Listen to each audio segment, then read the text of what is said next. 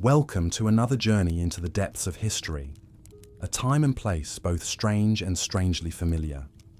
Before we begin, I invite you to make yourself comfortable, perhaps nestled in bed or reclining in your favorite chair. If you enjoy these quiet excursions through the past, designed to relax, inform, and even lull you into restful sleep, I encourage you to subscribe to this channel. And please, leave a comment sharing where in the world you're listening from and what time of day or night it is for you right now. It's a delight to know that these half-whispered tales reach so many ears in so many distant places. Tonight, or today, as the case may be, we'll be venturing into one of the more macabre corners of medical history, the shadowy figure known as the Plague Doctor. Amid the great plagues that ravaged medieval Europe, this ominous spectre emerged, clad head to toe in black, with a long beak-like mask, a wide-brimmed hat, and a staff to prod and examine the afflicted. The Plague Doctor is an image at once chilling and captivating, a grim symbol of humanity's age-old battle against epidemic disease. But who were these men behind the masks? What did their day-to-day existence entail as they wandered the narrow, fetid streets of plague-stricken towns and villages? What theories and treatments did they employ, and to what effect? How were they viewed by their patients and contemporaries? And what legacy, what lessons do they leave us centuries later as we grapple with our own invisible enemies? These are some of the questions we'll ponder together in this dimly lit chat. As we begin, let's set the stage. Picture a typical medieval European town in the 14th century. The cramped, crooked streets are lined with wood frame houses, their upper stories jutting out precariously over the paths below. The air is thick with the smells of human and animal waste, rotting food, and smoke from hearth fires. In the marketplace, hawkers and hagglers shout and gesture over baskets of bread, barrels of ale, and bolts of coarse-spun cloth. A blacksmith hammers away at his forge, while a tanner scrapes hides in a vat of urine, and a chandler dips wicks into tallow. Church bells toll the hours, as black-robed monks shuffle past on their way to prayer. Death and disease are no strangers here. Infections, accidents, malnutrition, and childbirth complications fill fresh graves with grim regularity. The people are inured to loss and suffering as immutable facts of life. But even they cannot imagine the catastrophe that is about to engulf them, an apocalypse of unrivaled proportions that will upend every aspect of society and give rise to a new macabre breed of medical men. The year is 1347, and the Black Death is about to make landfall in Europe. Like a dark tide, the pestilence sweeps in from the east, carried on the ships of merchants and marauders. It creeps along trade routes and caravan trails, clings to the hooves of horses and the hems of cloaks. From the shores of Italy and France, it surges across the continent in wave after relentless wave. The populations of whole regions are decimated, cut down like stalks of wheat before a scythe. In Siena, 80,000 perish in the span of just 6 months. Florence loses 60% of its citizens. England and Wales, half their inhabitants. Before it runs its course, as many as 200 million lives will be claimed across Europe, Asia, and Africa. An unfathomable toll. The social and psychological scars will linger for generations. Medieval medicine, for all its celebrated universities and learned treatises, is woefully unequipped to combat this menace. It is an ancient art, passed down from the Greeks and Romans, still rooted in the idea of balancing the 4 cardinal humours: blood, phlegm, yellow bile, and black bile. Sickness, physicians believe, arises from an excess or deficiency of these vital fluids. But how to correct such an imbalance when the very air seems pestilent, when noxious miasmas seep into the pores and corrupt the lungs with every breath? At first, the traditional healers, the monks and mediciners do what they can. They prescribe their usual regimens, purifying infusions, bloodletting, induced vomiting, cupping and scarification. When these fail, as fail they must, they turn to increasingly desperate measures. Sufferers are bled until they swoon. Leeches are applied by the hundreds. Poultices of onion and vinegar, arsenic and mercury are pressed onto weeping buboes. In some towns, great bonfires are lit in the streets to drive out the foul airs, while in others, pigs are led through the alleys in the belief that they will absorb the pestilence, all to no avail. The plague spreads inexorably, leaping from house to house, parish to parish, unhindered by rank or piety or good intentions.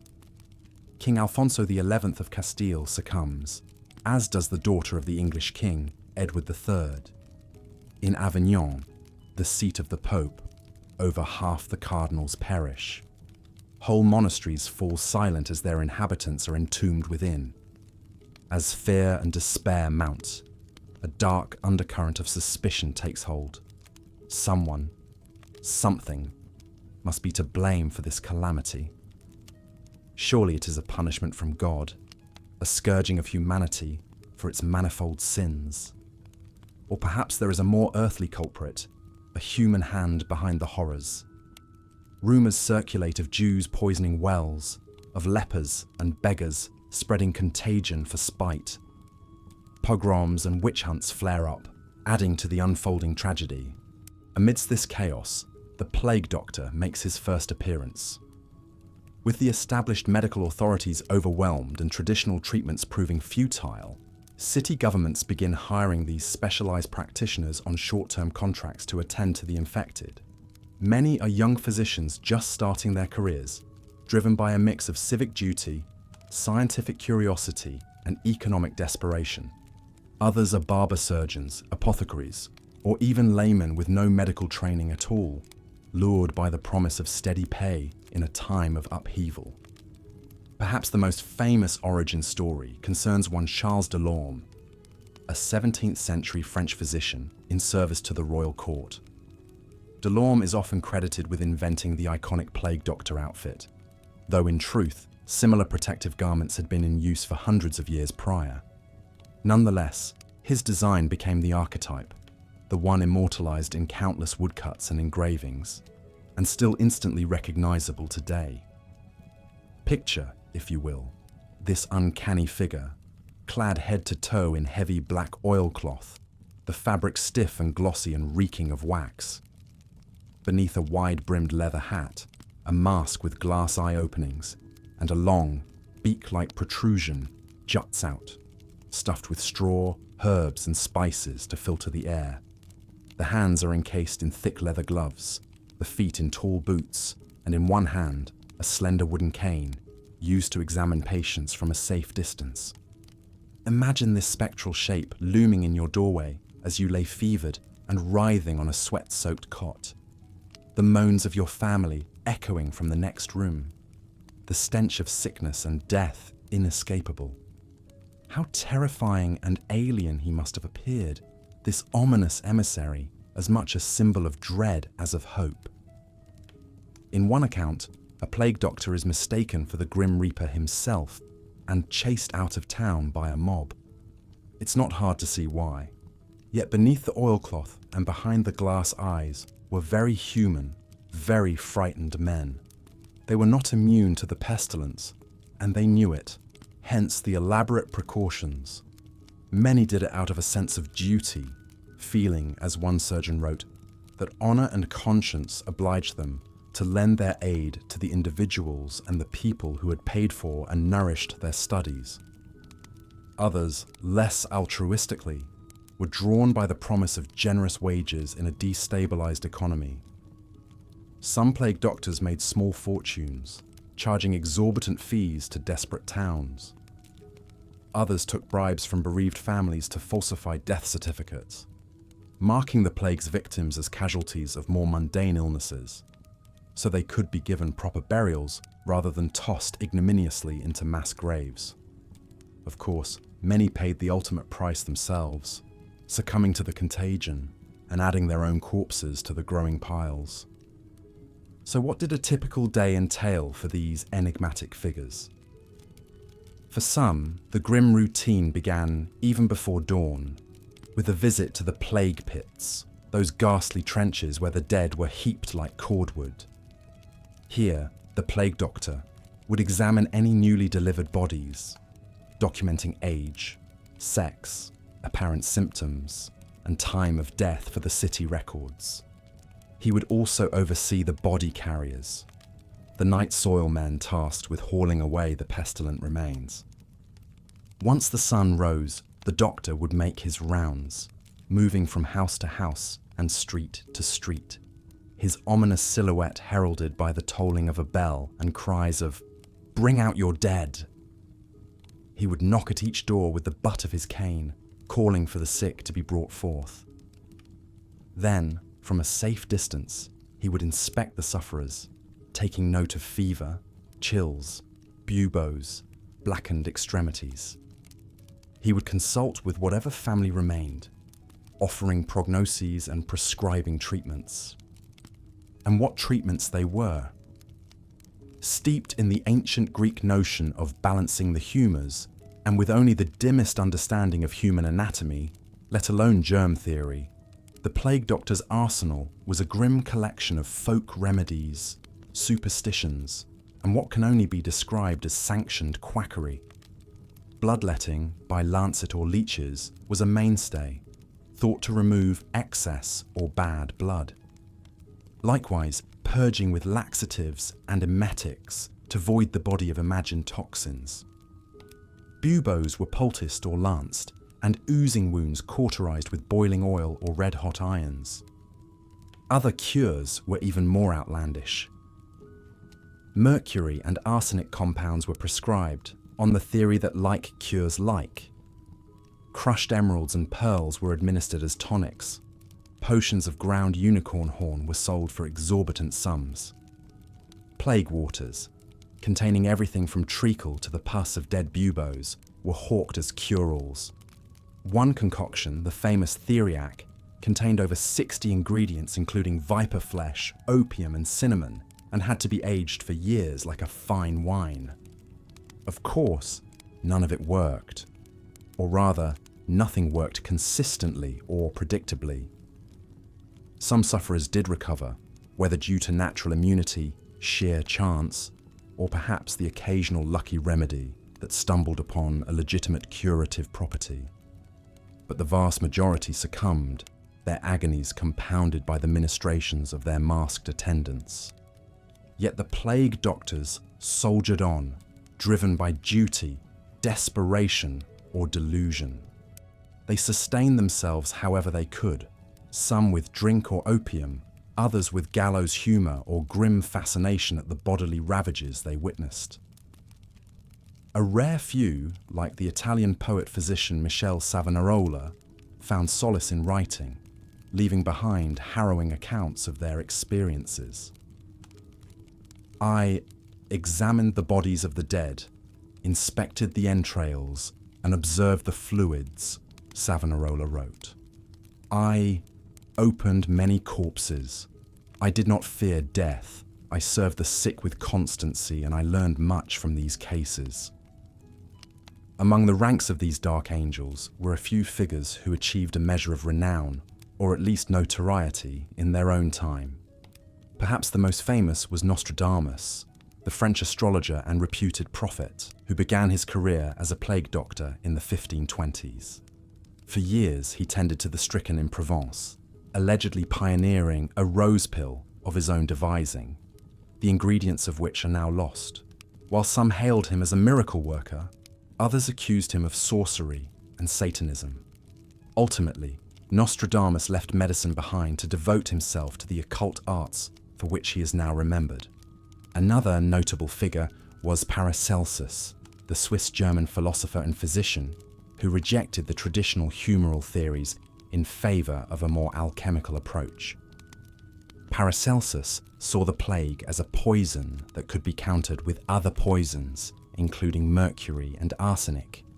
He also championed the use of opium to relieve suffering, a practice that earned him both praise and condemnation. Though he himself succumbed to the plague in 1541, Paracelsus's ideas helped to challenge the stale orthodoxies of medieval medicine. Lesser-known plague doctors made their marks in other ways. There was John of Burgundy, who published a widely read treatise on the epidemic, advising a regimen of bleeding, purging, and the application of a live chicken to draw out the pestilence. There was Thomas Fairford, an Englishman who claimed to have cured hundreds with a nostrum made of honey, treacle, and the scrapings of human skulls. And there was Michel de Nostradam, not to be confused with the aforementioned Nostradamus, who attained a sort of grim celebrity for his flamboyant costume, which featured red leather boots and a cloak embroidered with scorpions and magical symbols. As the plague finally began to loosen its grip in the late 17th century, the figure of the plague doctor gradually faded from the scene. Their services were no longer in such desperate demand, and many of their more outlandish remedies were coming under increasing scrutiny and ridicule from a new generation of empirically minded physicians. Some, like Nostradamus, reinvented themselves in other lines of work. Others simply retired on their earnings or faded into obscurity. But the plague doctor was not to be forgotten. He had seared himself into the popular imagination, becoming a stock character in folklore, literature, and art. In the Danse Macabre and other Memento Mori works, he appeared as a skeletal figure leading the doomed in their final procession. In the drawings of Albrecht Dürer and the woodcuts of Hans Holbein, he loomed as a dark messenger, a spectre of dread and fascination. Writers and poets seized on his eerie mystique as well. Boccaccio featured a plague doctor character in his Decameron, as did Defoe in A Journal of the Plague Year.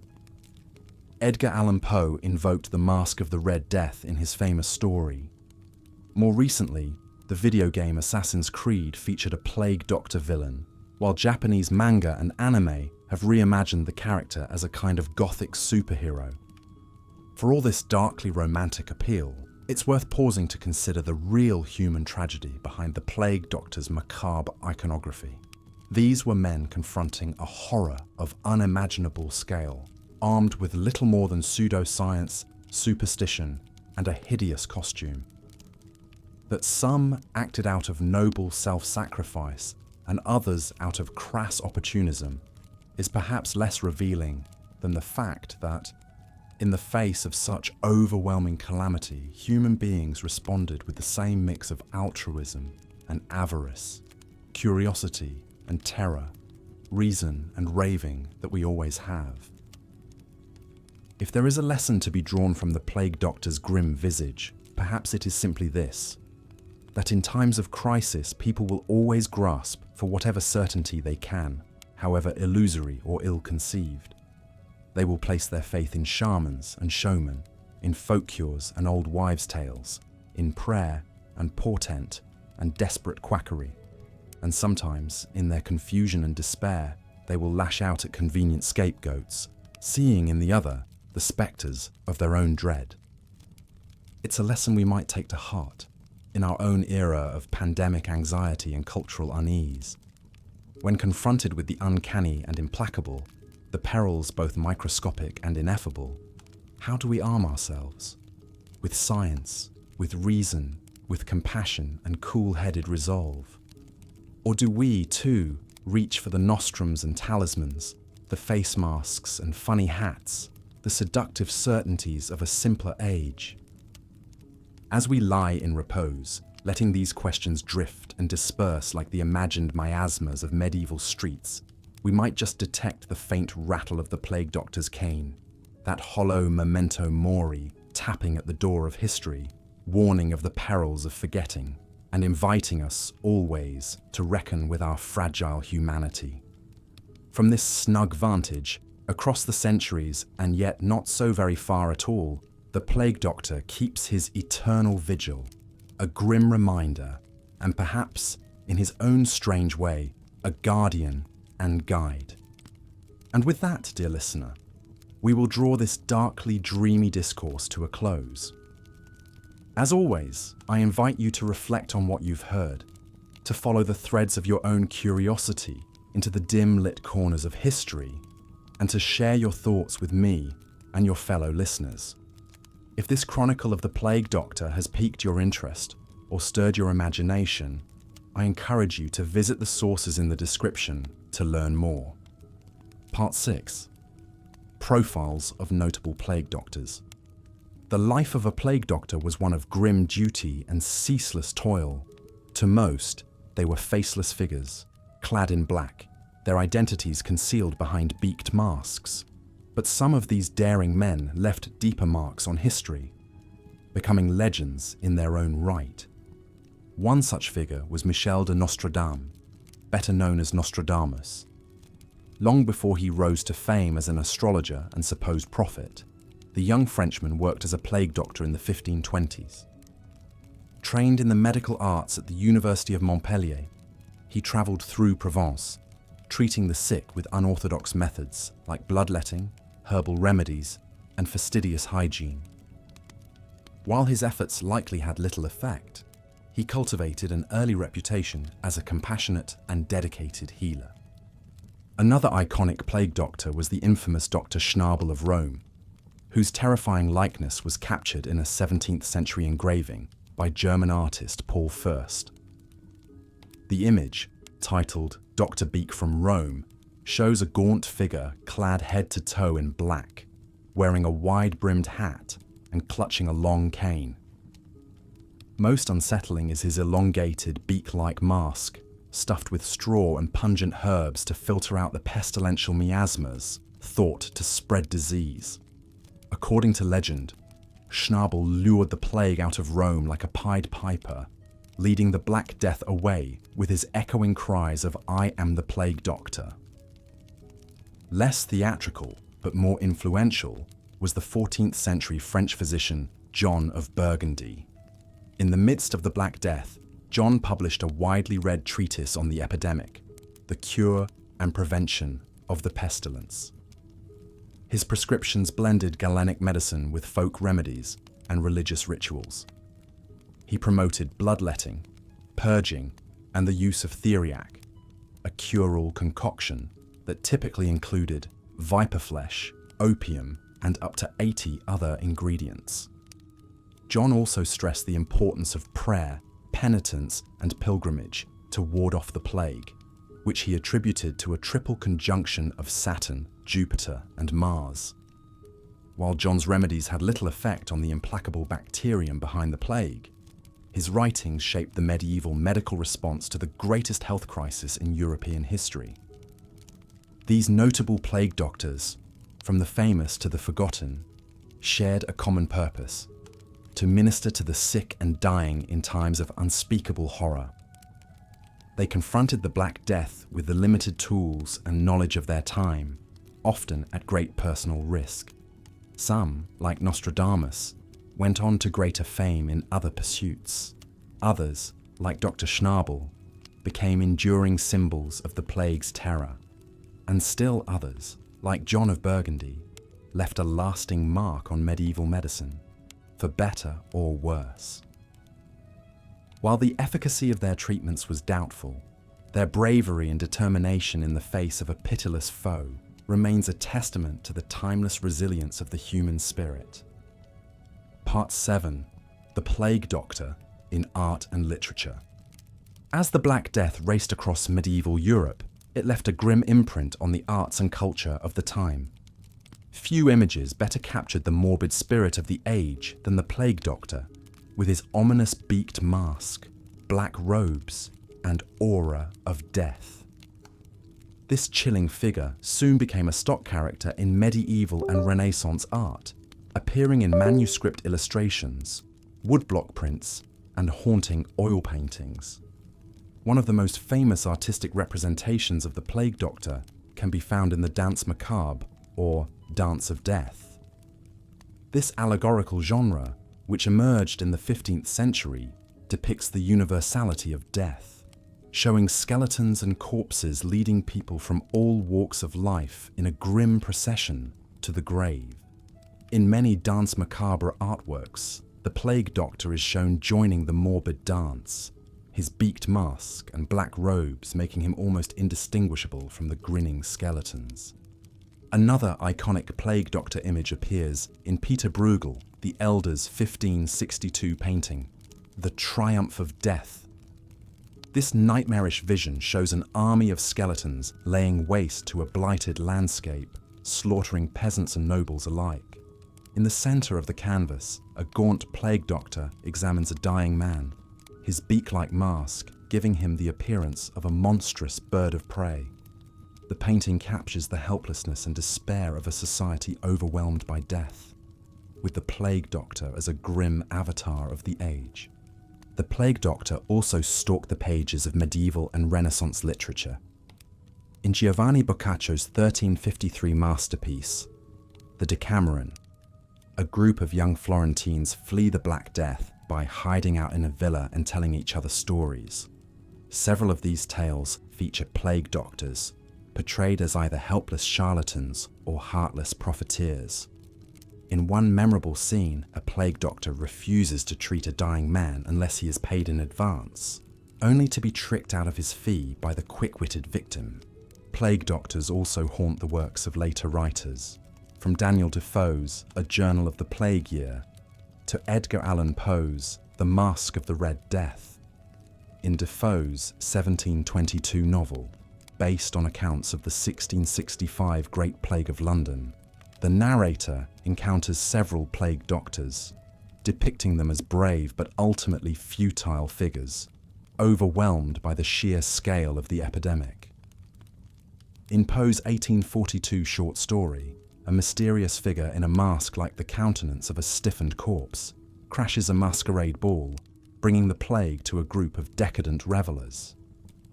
The imagery evokes the classic plague doctor, a grim reaper in beaked mask and black robes. From the medieval Danse Macabre to the works of Poe, the plague doctor endured as a potent symbol of humanity's helplessness in the face of death. In a world where medicine was powerless against the ravages of plague, this ominous figure represented both hope and despair, a dark angel offering cold comfort to the suffering. Today, the plague doctor remains an iconic image, a chilling reminder of a time when death stalked the streets and no one, from peasant to prince, was safe from its icy grasp. Part 8. The Decline of the Plague Doctor. As the great wave of the Black Death receded in the late 14th century, Europe slowly began to recover from the devastation. But the spectre of plague lingered, with periodic outbreaks flaring up over the next 300 years. Throughout this time, plague doctors remained on the front lines of the medical response, their eerie beaked masks and black robes, a chilling reminder of the ever-present threat. However, as the 17th century dawned, the practice of specialized plague doctors began to wane. The great pandemics of the medieval period gave way to more localized outbreaks, and many cities no longer felt the need to maintain dedicated plague doctors on the payroll. At the same time, the intellectual winds of the Renaissance and the scientific revolution were sweeping away old ideas about medicine and disease. One key figure in this transition was the Swiss physician Paracelsus, who rejected the ancient Greek theory of the four humours that had long underpinned medieval medicine. Paracelsus argued that diseases had specific causes rather than being the result of general imbalances in the body. He also promoted the use of chemical remedies and mineral baths rather than the traditional bloodletting and purging favoured by plague doctors. As these new medical ideas spread, the old ways of the plague doctors came under increasing scrutiny. Many of their treatments, such as applying mercury ointments or inducing vomiting with hellebore, were now seen as ineffective at best and harmful at worst. The plague doctor's signature beak mask, once thought to protect against pestilential miasmas, was now ridiculed as a useless relic of a bygone age. Yet, even as their methods were discredited, plague doctors continued to ply their trade in some parts of Europe.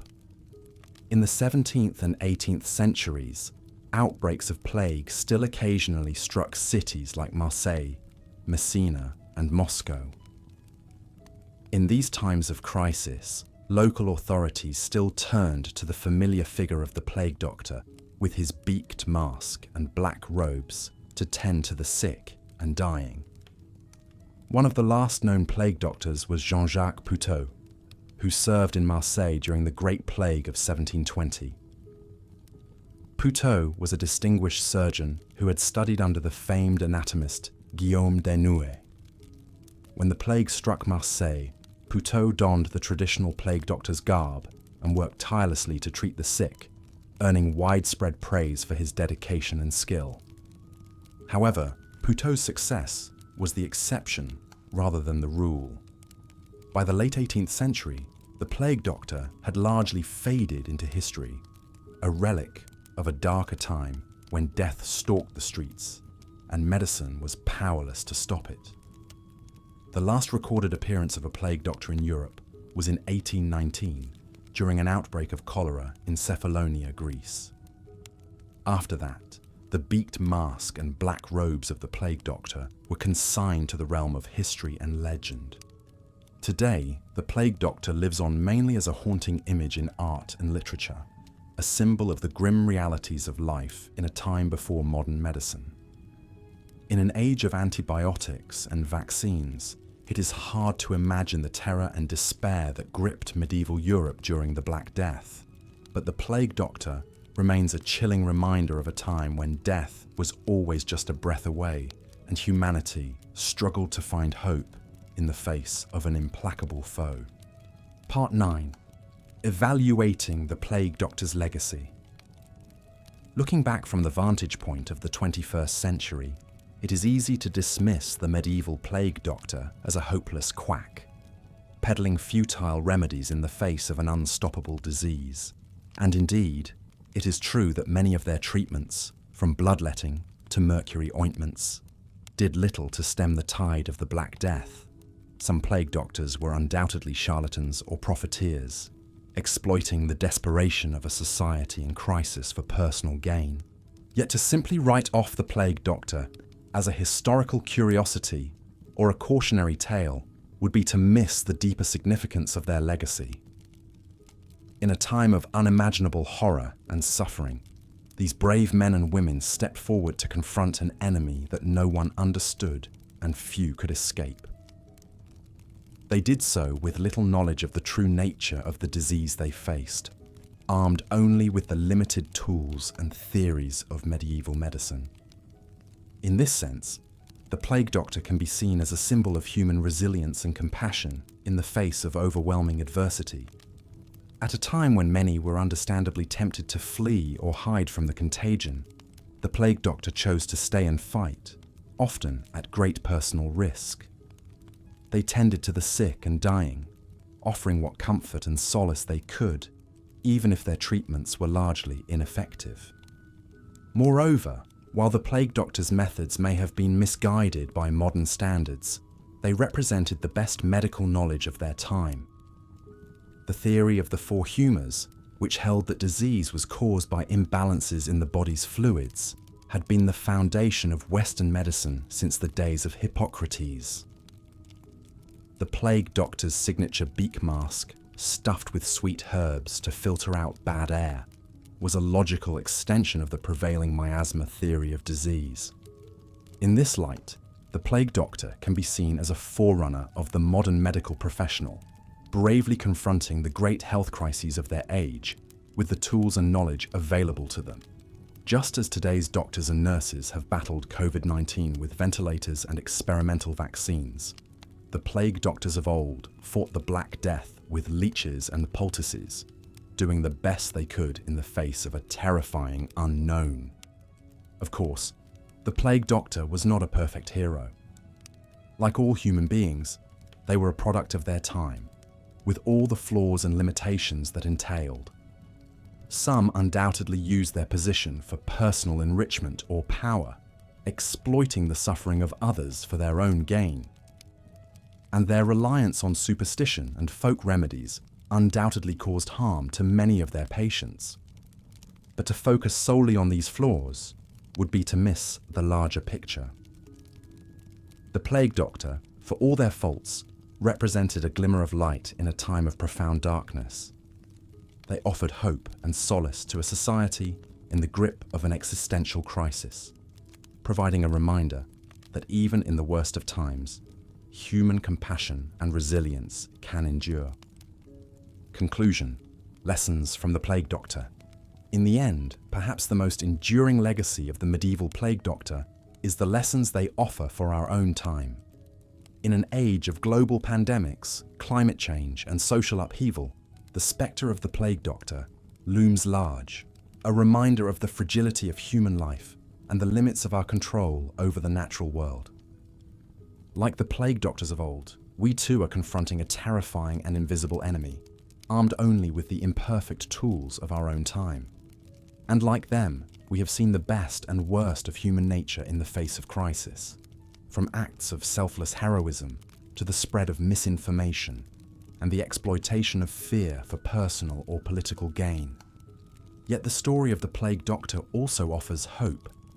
It reminds us that even in the darkest of times, there are always those who will step forward to serve and protect their fellow human beings. It shows us that progress is possible, even in the face of overwhelming odds, and that the pursuit of knowledge and understanding can light the way through the darkness. Perhaps most importantly, the legacy of the Plague Doctor reminds us of the enduring power of human compassion and resilience. In a world that can often seem cold and indifferent to our struggles, the Plague Doctor stands as a symbol of our capacity to care for one another, even in the face of unimaginable suffering and loss. As we confront the great challenges of our own time, we would do well to remember the lessons of the Plague Doctor, to embrace science and reason, while also recognizing the limits of our knowledge, to act with courage and compassion, even in the face of fear and uncertainty, and to never lose sight of our shared humanity, even in the darkest of times. For in the end, it is this spirit of resilience and compassion that will see us through the trials ahead, just as it sustained our ancestors through the horrors of the Black Death. And as we look back on the haunting figure of the Plague Doctor, cloaked in black and beaked in mystery, we may find in their example a glimmer of hope for our own uncertain future. So let us honor the legacy of the Plague Doctor, not as a relic of a bygone age, but as a timeless reminder of the best and worst of human nature. Let us learn from their mistakes and emulate their courage as we confront the great challenges of our own time with the same spirit of compassion and resilience that sustained our ancestors through the darkest days of history. And let us never forget the lesson at the heart of the Plague Doctor's story, that even in the face of the greatest horrors and the deepest despair, the human spirit endures, unbroken and unbowed, a testament to the unquenchable resilience of the human heart. With that, our journey through the haunting and enigmatic world of the medieval Plague Doctor comes to a close. From the dark days of the Black Death to the dawn of modern medicine, this strange and iconic figure has left an indelible mark on our history and our imaginations. May their legacy endure, not as a grim reminder of a bygone age, but as an enduring symbol of the human capacity for courage, compassion, and resilience in the face of the darkest of times. And may their story continue to inspire and enlighten us as we navigate the challenges and uncertainties of our own era with the same spirit of hope and determination that sustained our ancestors through the long centuries of the past. Thank you for joining me on this journey through the pages of history. I hope that this exploration of the life and times of the medieval Plague Doctor has been both informative and thought-provoking, and that it has shed new light on a figure who has long been shrouded in mystery and legend. Until next time, this is your humble guide to the fascinating world of history, signing off. And remember, even in the darkest of times, there is always hope to be found in the enduring power of the human spirit. Part 6. Profiles of Notable Plague Doctors. Among the ranks of Plague Doctors, a few intriguing individuals left a mark on history that endures to this day. Perhaps the most famous is Michel de Nostredame, better known as Nostradamus. Long before he achieved renown as an astrologer and prophet, the young Frenchman worked as a plague doctor in the 1520s and 30s. Nostradamus treated hundreds of patients during outbreaks in Montpellier and Aix-en-Provence, displaying a dedication that earned him the respect of locals. He even developed his own treatment called the rose pill, a herbal concoction that some credited with saving lives. Nostradamus's experiences as a plague doctor undoubtedly shaped his later fascination with predicting the future. One wonders how the horrors he witnessed, bloated corpses, weeping sores, maddened sufferers, impressed upon his mind the precariousness of life and the ever-present spectre of death. In his famous prophecies, Nostradamus would go on to foretell numerous world-altering events and cataclysms, from the Great Fire of London to the rise of Hitler. Perhaps his visions of a bleak, pestilence-ravaged future began with the all-too-real nightmares of plague hospitals. Another iconic plague doctor was the enigmatic figure known as Dr. Schnabel of Rome. Though little is known about the real man behind the legend, Dr. Schnabel lives on in a famous 17th century engraving by German artist Paul Fürst. The haunting image shows the plague doctor in his full-beaked regalia, looming over a town strewn with the dead and dying. According to folklore, Dr. Schnabel could lure the plague out of a city by permitting it to cling to his waxed leather coat. He would then taunt and mock the disease until it slinked away in humiliation, leaving the town in peace. Of course, this tale of a heroic plague-baiting doctor is pure fantasy, but its popularity throughout the centuries suggests how desperate people have always been to find saviors in times of overwhelming sickness and death. Dr. Schnabel represents the hope that even against an unstoppable pandemic, clever and daring individuals can make a difference through ingenuity and willpower. On the scholarly front, one plague doctor stood out for his contributions to medical literature. In 1365, John of Burgundy published his influential treatise on the epidemic, which guided generations of plague doctors in their fight against the scourge. John promoted remedies that were advanced for the time, like bloodletting, purgative medicines, and herbal fumigation. But he also prescribed some rather horrifying treatments, like applying a plaster made from tree frogs, or drinking a brew containing powdered gems and unicorn horns. Most notorious was John's enthusiastic endorsement of theriac, a cure-all concoction brewed from dozens of ingredients, including viper flesh and opium. Theriac had been around since ancient times, but plague doctors like John helped popularize it as a medicine for everything from stomach aches to the Black Death itself. Needless to say, it didn't work, but that didn't stop theriac from remaining a staple of European apothecaries for centuries. Figures like Nostradamus, Dr. Schnabel, and John of Burgundy exemplify the complex legacy of the medieval plague doctor. Men of learning and determination who fought an existential battle armed only with crude tools and pseudoscience. Opportunists and hucksters who profited from panic and gullibility with macabre flair. Symbols of both selfless sacrifice and the dangers of unchecked quackery. Through it all, their compelling stories continue to fascinate us and illuminate a dark yet pivotal chapter in human history.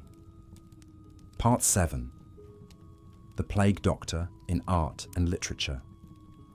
For an enigmatic, short-lived medical profession, plague doctors cast a long shadow over the artistic imagination. Their iconic beaked visage crops up again and again in medieval and Renaissance art, often as a grim symbol of the omnipresence of death. One of the earliest known representations is a 15th century French illuminated manuscript showing a hawk-like plague doctor looming over a sickbed. The sinister figure points an accusatory finger at the dying patient, as if condemning them to their fate. This association between plague doctors and the inescapable spectre of mortality reached its apex in the Danse Macabre, or Dance of Death.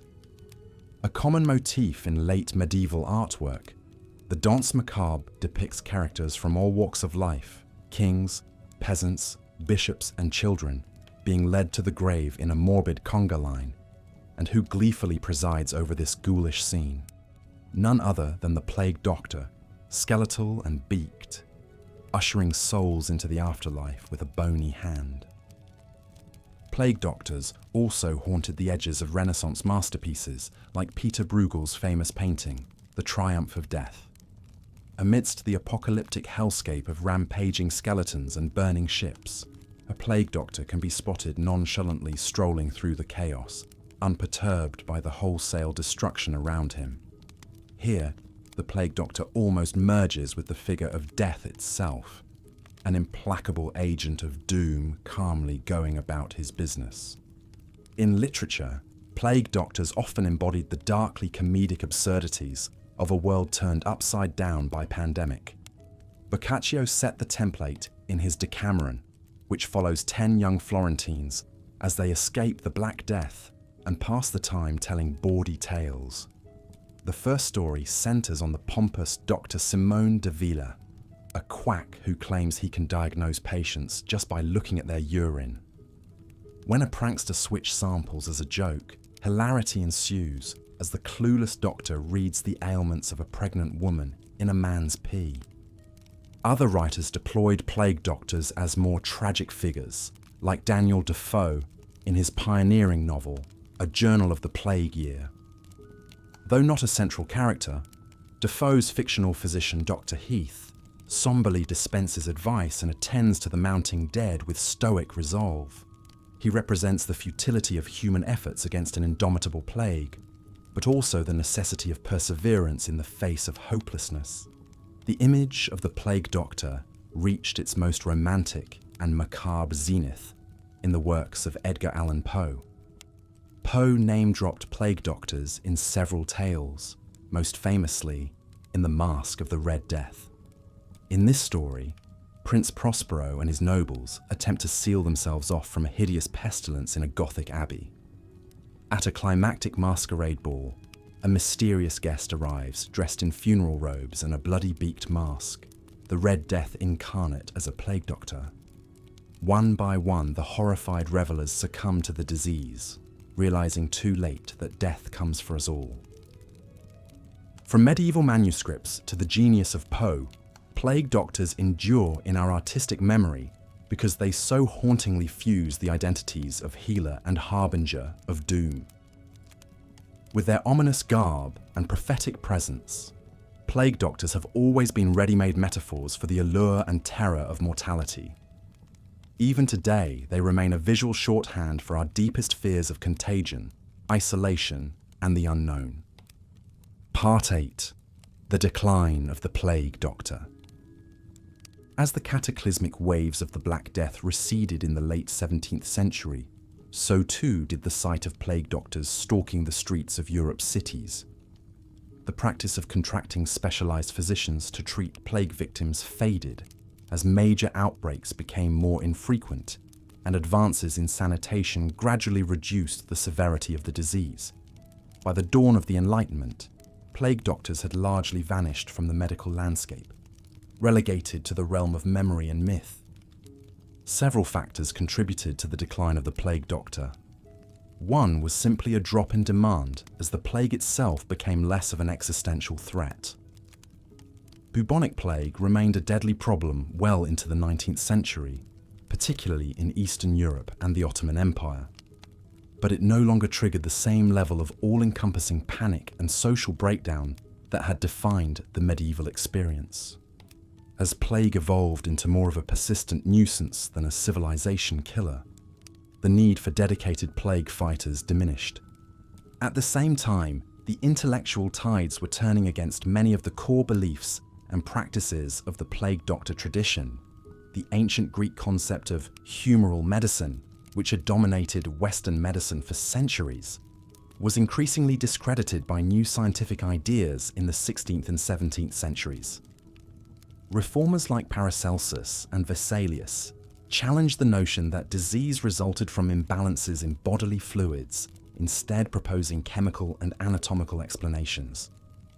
As this new empirical approach took hold, many scholars began to question the value of plague doctors' traditional remedies like bloodletting, forced purgation, and toxic medicines like mercury and arsenic. In 1665, the English physician Nathaniel Hodges published a scathing treatise on the plague, dismissing the ignorant plague doctors and their methods as useless at best and fatal at worst.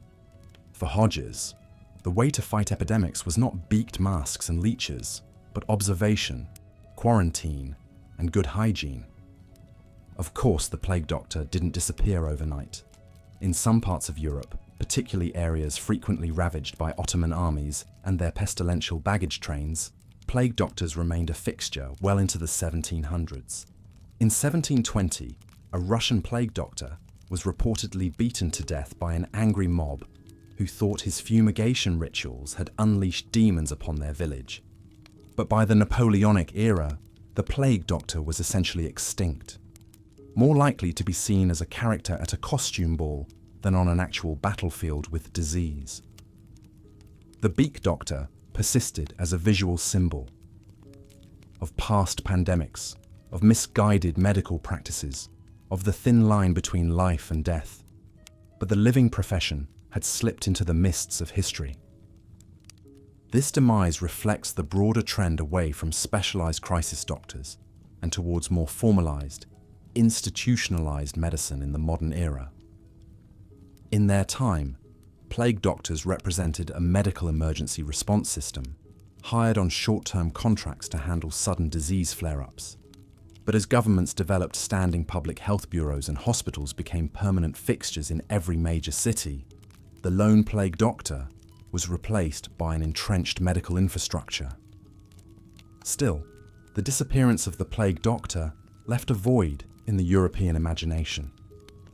For centuries, this ominous figure had been the human face of epidemic disease, the personal envoy of death itself. It's no wonder that so many legends and superstitions sprung up around the plague doctor, that they possessed secret knowledge, wielded occult powers, or communed with the dead. In a way, these myths were attempts to make sense of the profound trauma and mystery of the plague years, and perhaps that is the enduring power of the plague doctor. Even in their absence, they remind us of a time when sickness was a terrifying enigma, when medicine seemed as much about magic as science, and when a lone person in a strange mask could be either your salvation or your doom.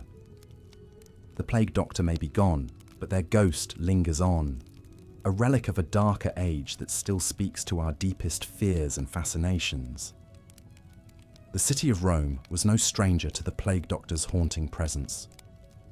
In the early 1650s, as yet another wave of pestilence ravaged the Eternal City, a peculiar figure emerged from the shadows. He called himself Dr. Schnabel, though little is known of his true identity or origins. According to popular legend, Dr. Schnabel claimed to possess a singular ability. He could lure the plague out of Rome like a Pied Piper leading rats. Clad in the grim raiments of his profession, the long waxed coat, the wide-brimmed hat, and the ominous beak mask, Schnabel stalked the streets, visiting the homes of the afflicted.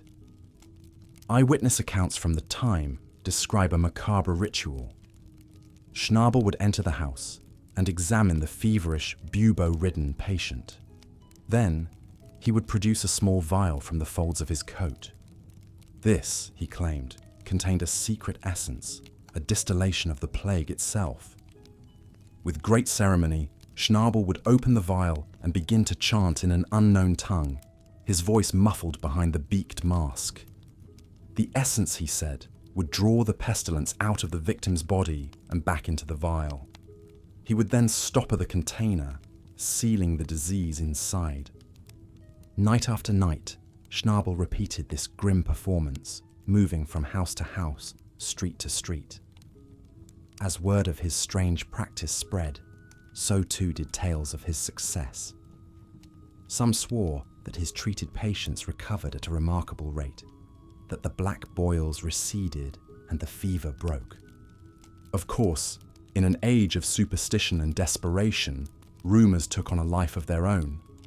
There were darker whispers as well, that Schnabel was a sorcerer, that his essence was a witch's brew, that he'd made a pact with the devil himself.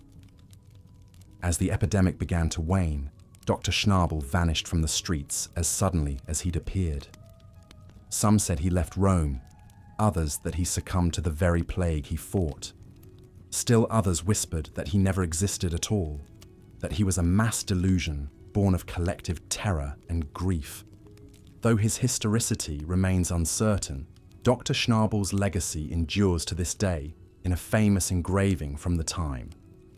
It depicts a gaunt figure in full plague doctor regalia, looming over a city in the grip of pestilence. The image captures the unsettling duality of the plague doctor, at once a beacon of hope and a harbinger of death. This duality is a recurring theme in the plague doctor's representation in art and literature across the centuries. In the late Middle Ages and early Renaissance, as the Black Death seared itself into Europe's collective psyche, the plague doctor became a stock figure in a variety of artistic traditions. One of the most famous and chilling examples is the Danse Macabre, or Dance of Death. This allegorical genre, which emerged in the wake of the plague, depicts the universality of death, showing skeletons leading people from all walks of life in a grim procession to the grave. In many Danse Macabre works, the plague doctor appears as a central figure, a grinning skeleton clad in the iconic beaked mask and black robe. One famous fresco in the Cemetery of the Innocents in Paris, painted in 1424, shows a skeletal doctor leading the dance, a morbid parody of a medical professional. Another iconic work that features plague doctor imagery is Peter Bruegel, the Elder's 1562 painting, The Triumph of Death. In this apocalyptic scene, legions of skeletons lay waste to a blighted landscape, slaughtering the living without mercy. Among the chaos, a figure in a plague doctor's robe can be seen tending to the dead and dying, a grim reaper in medical garb. These macabre depictions reflect the deep psychological scars left by the Black Death and its recurrences. For medieval and Renaissance Europeans, the plague doctor became a symbol of mortality itself, a spectre of the omnipresent threat of pestilence. This symbolism carried over into literature as well. In the 14th century, Italian author Giovanni Boccaccio wrote The Decameron, a collection of tales set against the backdrop of the Black Death. In one story, a group of young nobles fleeing plague-ridden Florence encounter a mysterious figure in a black cloak and mask, a clear allusion to the plague doctor. Centuries later, the plague doctor would resurface in the works of Gothic and horror writers. Edgar Allan Poe's 1842 short story, The Masque of the Red Death, features a sinister figure in a funeral shroud and corpse-like mask, an embodiment of the plague itself. While not explicitly a plague doctor, the character draws on the same iconography of death and disease. In more recent times, the plague doctor has been reimagined in everything from steampunk novels to video games, a testament to the enduring power of this macabre symbol. Even in an age of modern medicine, the image of the beaked mask and black robe continues to evoke a primal fear, a reminder of our vulnerability in the face of pandemic. But as the Black Death receded into history and new theories of disease emerged, the practice of the plague doctor began to decline. By the 17th century, the medieval humoral theories that underpinned their treatments were increasingly challenged by new schools of thought. The Swiss physician Paracelsus, considered one of the fathers of toxicology, rejected the idea that disease was caused by an imbalance of bodily fluids. Instead, he proposed that illnesses had specific external causes, paving the way for modern germ theory. Under this new paradigm, the plague doctor's arsenal of bloodletting, purging, and toxic mercury treatments seemed increasingly archaic and ineffective. As outbreaks became less frequent and less severe, the need for specialized plague doctors diminished. By the 18th century, the plague doctor was largely a figure of the past, a relic of a darker age. Some isolated cases of plague doctors being deployed still occurred, particularly in Eastern Europe and Russia, but these were increasingly rare. One of the last recorded instances of a plague doctor in action was during the 1770 to 1772 Moscow plague epidemic. The Russian Empress Catherine the Great, desperate to contain the outbreak, ordered a team of plague doctors to the city to treat the sick and enforce quarantines.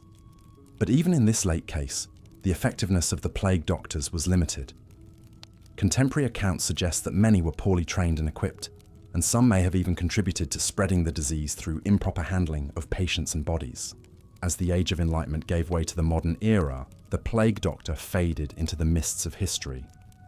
Their legacy, however, endured, not as a model of medical efficacy, but as a powerful symbol of human resilience and fallibility in the face of unimaginable catastrophe. Looking back from the vantage point of the 21st century, it's easy to dismiss the plague doctor as a tragic figure, a misguided purveyor of pseudoscience and superstition, and indeed, many of their practices undoubtedly caused more harm than good, inflicting additional suffering on already traumatized patients. Yet at the same time, there is something undeniably noble in the plague doctor's willingness to confront an existential threat head-on, to wade into the epicenter of a crisis armed with little more than faith, folklore, and a sense of duty. In an age when even the causes of disease were shrouded in mystery, these individuals put themselves at immense personal risk in the service of their fellow citizens.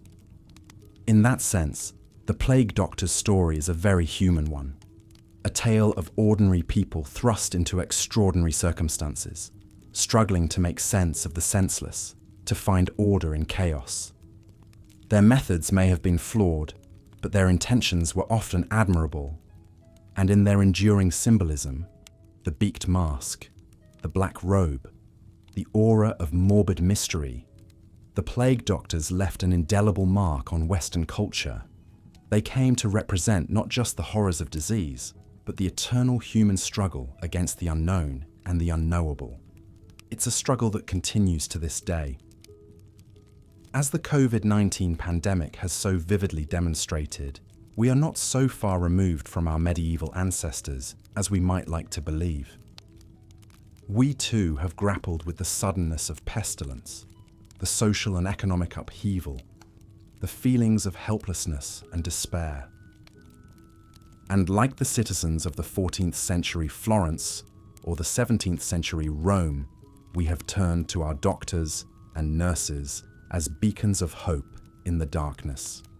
We've seen them suited up in protective gear, risking their lives on the front lines of an invisible war. In their courage and dedication, we catch a glimpse of the same spirit that animated the plague doctors of old. Of course, our modern medical heroes are armed with science rather than superstition, with ventilators and vaccines rather than bloodletting and beak masks. But the essential human drama remains the same: the struggle to preserve life and dignity in the face of overwhelming odds. In that sense, the story of the plague doctor is not just a morbid curiosity from a bygone age. It's a mirror held up to our own time, a reminder of the fragility of life and the enduring power of the human spirit. As we look back across the centuries, we can see in the plague doctor a reflection of our own fears and hopes, our own strengths and weaknesses. And in their haunting, iconic image, we find a symbol of the indomitable will to persevere, even in the darkest of times. So perhaps the true legacy of the plague doctor is not found in the annals of medical history, but in the resilience of the human heart. In the face of unimaginable horror, these strange, brave figures stood their ground, offering what comfort and hope they could. And in doing so, they etched themselves forever into the collective imagination, a testament to the unyielding spirit that has carried humanity through its darkest hours. As we navigate the uncertainties of our own time, we could do worse than to remember the plague doctor's example. not as a model of medical best practices certainly, but as an emblem of the courage and compassion that shines through in moments of crisis. For as long as there is breath in our lungs and love in our hearts, we will continue to face down the spectres of disease and despair, just as the plague doctors did centuries ago. And in that defiant act of hope, we keep alive the flame of human resilience that has burned through the ages, a light that no darkness can extinguish. So let us honor the memory of the plague doctors, not with unthinking veneration, but with clear-eyed understanding. Let us learn from their mistakes, but also from their bravery. And let us carry forward their legacy, not as a relic of a distant past, but as a living testament to the enduring strength of the human spirit. For in the end, that is what the plague doctor's story teaches us, that even in the face of the most unspeakable horrors, there is always hope, always resilience, always the possibility of grace. And that is a lesson that echoes through the centuries, a light that guides us through the darkest of times, and a reminder of the unbreakable bonds of our shared humanity. As we lay our heads down to rest, let us carry that lesson with us into our dreams. Let us find comfort in the knowledge that, no matter how dark the night may seem, dawn will always come. And let us face the challenges of our own time with the same courage and compassion that animated the plague doctors of old, secure in the faith that, together, we can weather any storm. As the grim spectre of the plague doctor faded into history, their legacy would endure through art, literature, and folklore. For centuries to come, their haunting visage would continue to capture the imaginations of people across Europe and beyond. One of the most famous artistic representations of the plague doctor can be found in the Danse Macabre, or Dance of Death, a common motif in medieval art. These morbid works, often adorning church walls and cemetery gates, depicted the inevitability of death for people of all social classes. Among the skeletons and corpses, one could often spot the ominous figure of the plague doctor, a reminder of the Black Death's indiscriminate reach. Similarly, the plague doctor appears in the iconic Triumph of Death fresco in the Palazzo Abatellis in Palermo, Sicily. Painted by an unknown artist in the late 15th century, this unsettling masterpiece shows Death himself astride a skeletal horse, wielding a scythe as he tramples people from all walks of life. In the background, a cloaked plague doctor tends to the dying, a grim reaper in his own right. These macabre depictions of plague doctors were not limited to the visual arts. In literature, too, their eerie presence would be felt long after the Black Death had subsided. The Italian poet and scholar Giovanni Boccaccio, who witnessed the plague firsthand in Florence, immortalized the figure of the plague doctor in his masterwork, the Decameron. Published in 1353, this collection of novellas features 10 young Florentines who flee the city to escape the pestilence. In their tales, the plague doctor makes several appearances, often as a symbol of death and despair. Centuries later, the plague doctor would continue to haunt the pages of European literature. In Daniel Defoe's A Journal of the Plague Year, published in 1722, the narrator describes the chilling sight of plague doctors roaming the streets of London. Their beaked masks and waxed leather cloaks a telltale sign of the horrors that awaited within the city's quarantined homes. Even in the 19th century, long after the last major outbreak of bubonic plague in Europe, the spectre of the plague doctor lingered in the Gothic imagination. In Edgar Allan Poe's short story The Masque of the Red Death, a mysterious figure dressed in a blood-spattered robe and mask crashes a masquerade ball, bringing with him the deadly disease. Though not explicitly called a plague doctor, Poe's menacing character bears all the hallmarks of this iconic figure. But while the plague doctor became a staple of art and literature, in the real world, their presence gradually faded away.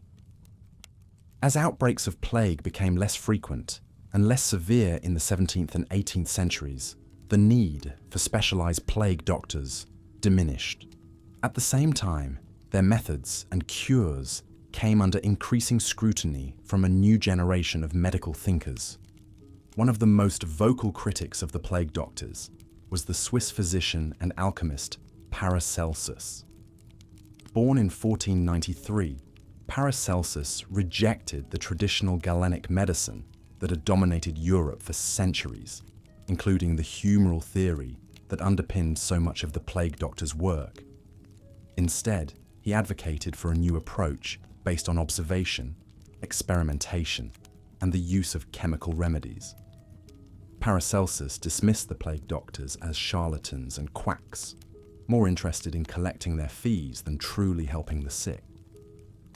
Paracelsus's critique was echoed by other medical reformers in the 16th and 17th centuries, such as the French surgeon Ambroise Paré and the English physician Thomas Sydenham.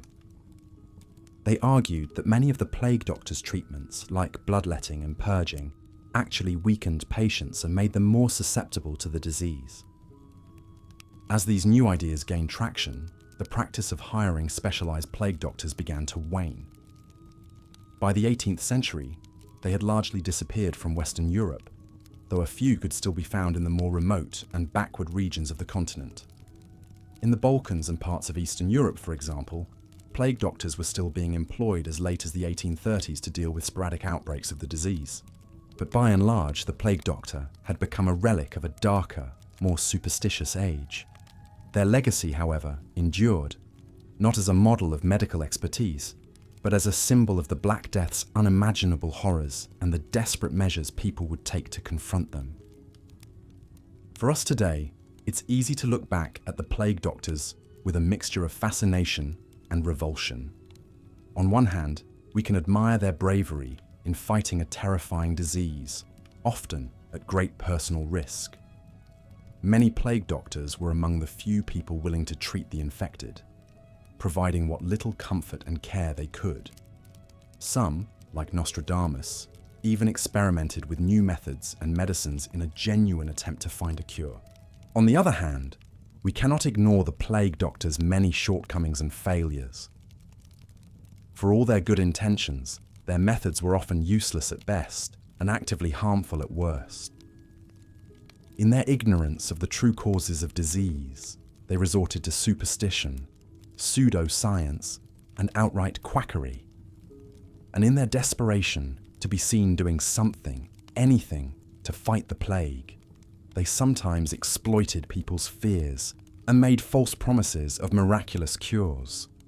In this sense, the plague doctors were not so different from other controversial medical figures throughout history. Like the resurrection men, who dug up fresh corpses for dissection, or the snake oil salesmen who peddled all manner of dubious elixirs, they operated in a moral grey area, blurring the lines between healer and charlatan. But perhaps this is what makes the plague doctor such an enduringly fascinating and unsettling figure.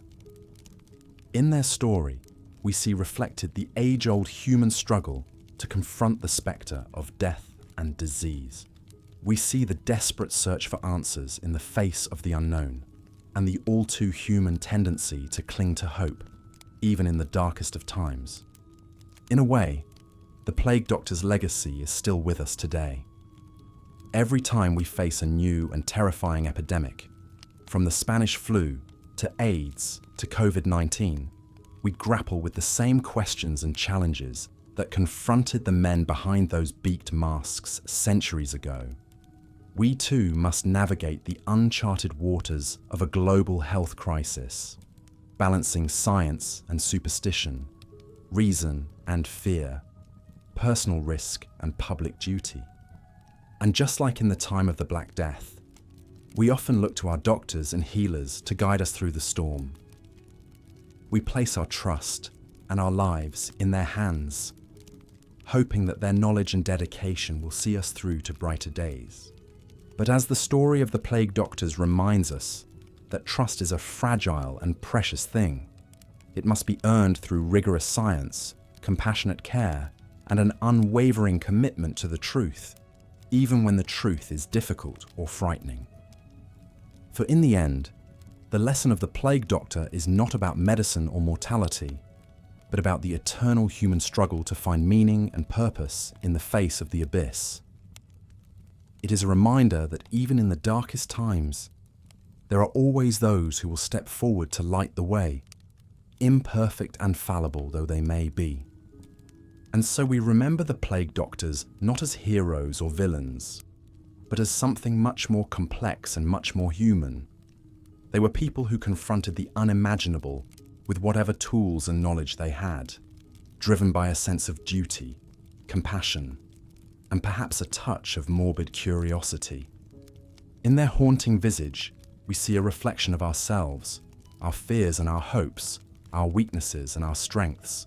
And in their story, we find a strange and somber comfort, knowing that even in the face of the greatest horrors, the human spirit endures, ever searching for the light amid the darkness. So let us honor the memory of the Plague Doctors, not with unthinking reverence, but with clear-eyed understanding. Let us learn from their mistakes and their triumphs, their science and their superstition. And let us carry their legacy forward as we face the challenges and uncertainties of our own time with courage, compassion, and an unshakable commitment to the truth. For in the end, the story of the Plague Doctor is the story of us all, a testament to the enduring human struggle to find meaning and hope in a world that is often cruel and indifferent. It is a reminder that even in the face of the greatest darkness, there is always a flicker of light, a glimmer of grace, waiting to be found. And so we remember them, these strange and haunting figures from a distant past, not as ghosts or ghouls, but as fellow travelers on the great and perilous journey of life. We remember them with reverence and with humility, knowing that in their story we see our own. As we drift off to sleep, let us dream of a world where their memory is honored, not with fear or revulsion, but with understanding and compassion. Let us dream of a world where the lessons of the Plague Doctors are not forgotten, but are woven into the very fabric of our lives, a reminder of our shared humanity, our shared fragility, and our shared strength. And let us wake to a new day, ready to face whatever challenges may come, armed with the wisdom of the past and the hope of the future. For in the end, that is the true legacy of the Plague Doctor, a legacy of resilience, of perseverance, and of the enduring power of the human spirit to triumph over even the darkest of times. Part 6. Profiles of notable Plague Doctors. Throughout the medieval era, a handful of Plague Doctors made their mark on history, either through their tireless efforts fighting the disease or the fascinating stories and legends that grew up around them. One of the most intriguing figures was the young man who would become known to history as Nostradamus. Long before he found fame as an astrologer and supposed prophet, Nostradamus worked as a plague doctor in France in the 1520s. Born Michel de Nostradam, he attended the University of Montpellier and gained hands-on experience treating plague victims in Provence.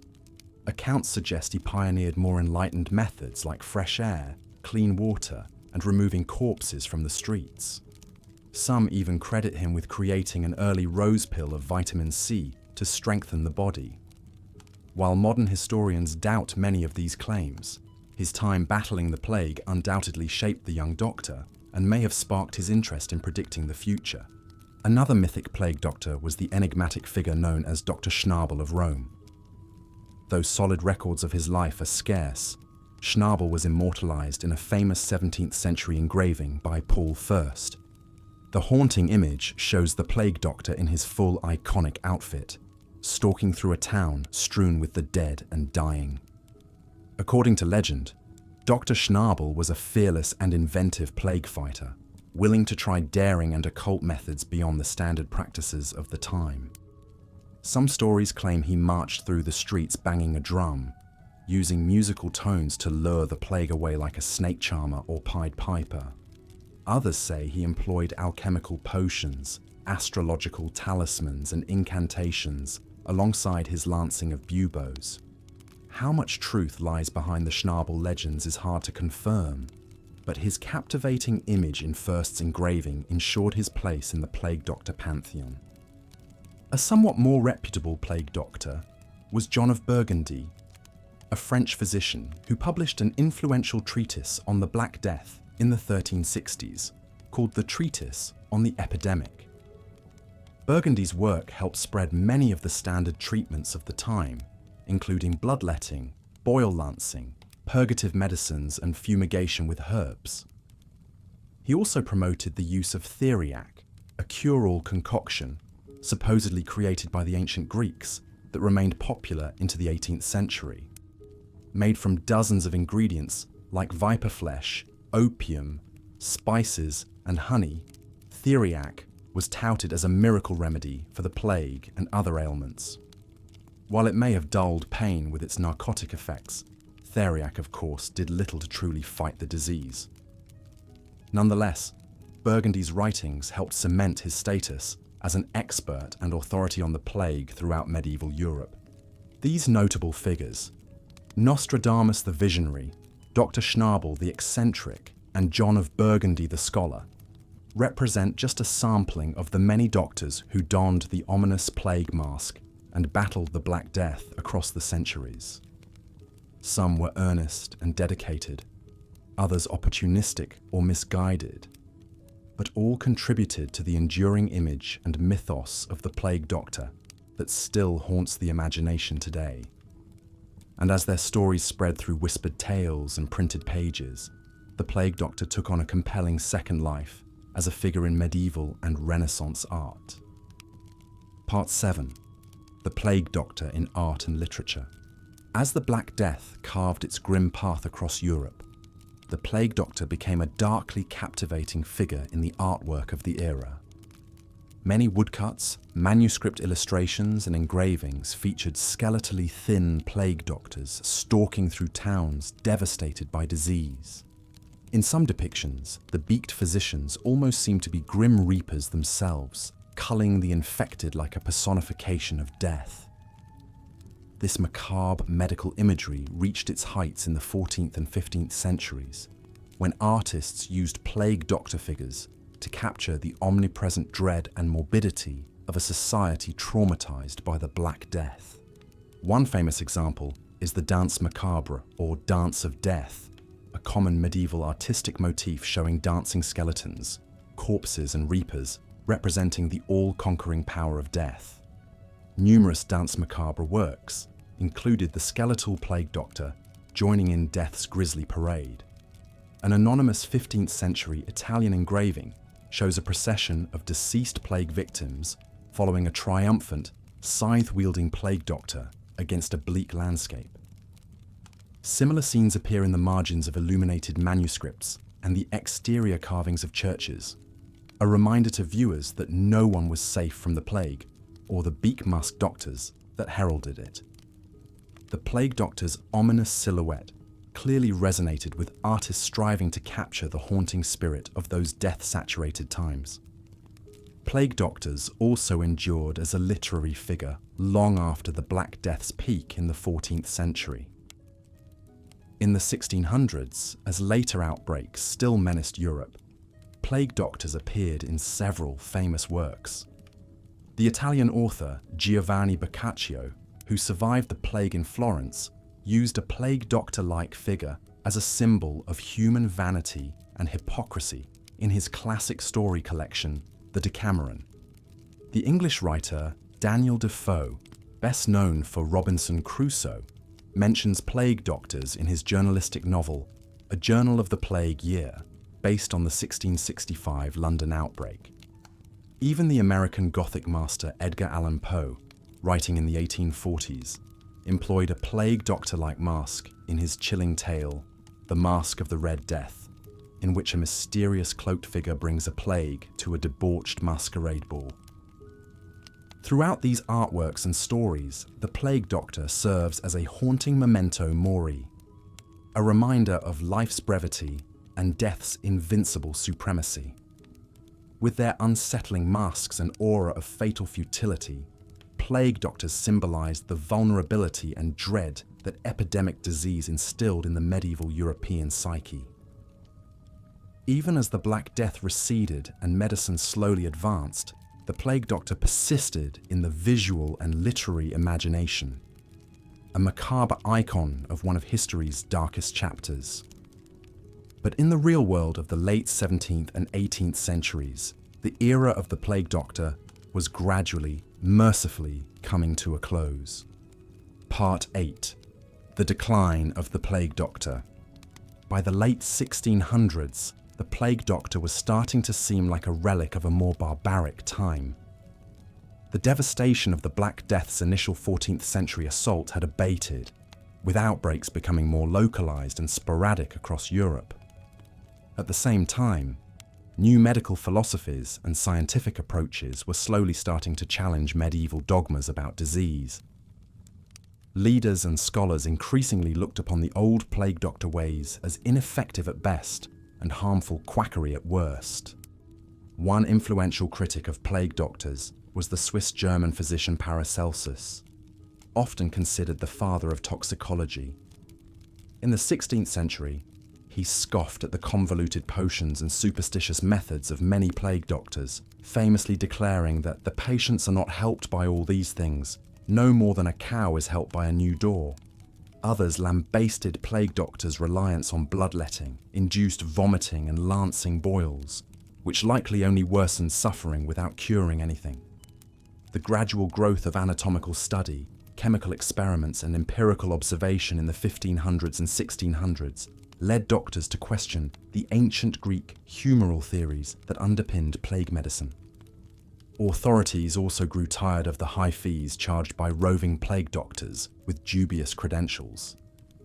By 1650, most major cities ceased hiring special plague doctors on lucrative contracts, shifting that role to established municipal and royal physicians. The elaborate, expensive outfits worn by plague doctors started to disappear as an extravagance that offered more psychological comfort than real protection. Doctors increasingly emphasized quarantine, sanitation, and safer treatments like soothing syrups and poultices rather than toxic purgatives. The beak-masked wanderers of the medieval plague era faded away. Not that epidemic outbreaks ended altogether. Bubonic plague remained a deadly fact of life in many regions into the 19th century, especially in Eastern Europe and the Ottoman Empire. Major outbreaks still terrorized Seville, Marseille, and Moscow as late as the 1770s. In these later eras, a dwindling few plague doctors still plied their trade in modified garb. A Flemish engraving from 1656 shows one with a snout-like mask and a long leather cape. An 1819 Nuremberg document describes plague surgeons in wide-brimmed hats, goggles, and beak-nosed masks attending an outbreak in Ottoman lands. But by this time, the plague doctor was clearly more of an unsettling curiosity than a prevalent profession. As the Age of Enlightenment dawned and modern medicine developed, the old ways of the plague doctor slipped into the shadows of history.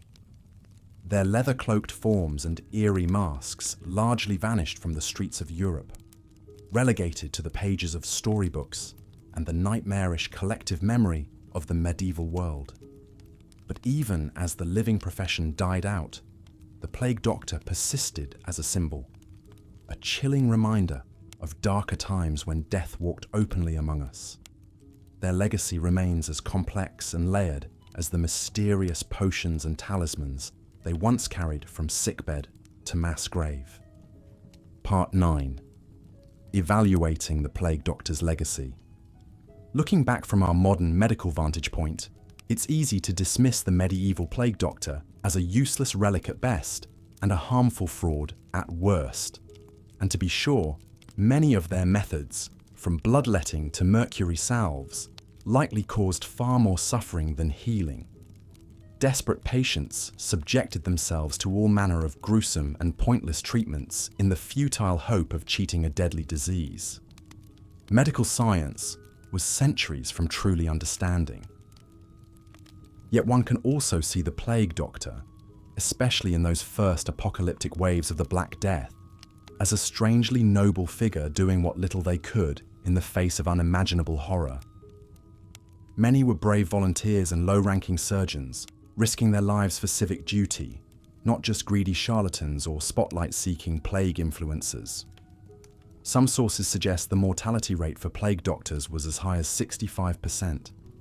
It's unlikely their eerie outfits offered much real protection, beyond some vague sense of psychological distance. They lived with the constant terror of catching the pestilence themselves, and often did. Like many crisis profiteers across history, plague doctors occupied a morally murky realm between service and exploitation. The best of them acted from a sincere desire to tend the sick and conduct the difficult duties others shunned, like examining corpses and tracking the plague's spread. The worst were little better than resurrection men, looting the dead, or snake oil hucksters peddling false hope. Most plague doctors existed in the grey middle, scrambling to help as best they could while making a living from the only booming industry in a collapsing society. Were they courageous heroes or callous opportunists, genuine healers or costume frauds? The unsatisfying yet oddly fitting answer is yes. More than perhaps any other medical figure, the plague doctor symbolized the impotence and desperation of a humanity confronted by horrors beyond its control or comprehension. Despite all their education, experience, and arcane experiments, they could do virtually nothing to slow the relentless reaping of the plague. In an age of faith, even prayer seemed useless against such apocalyptic decimation. The sight of the plague doctor signaled to ailing patients that they were almost certainly doomed, if not from the disease, then from the grim masked figure stalking towards them. It's no wonder they endure as such a chilling spectre in our collective nightmares. Yet the plague doctors, in all their futility and strangeness, also embodied the undying human urge to confront our darkest fears and fight on against even the bleakest odds. They may have been wading into a battle they were certain to lose, with weapons almost as likely to harm as to heal.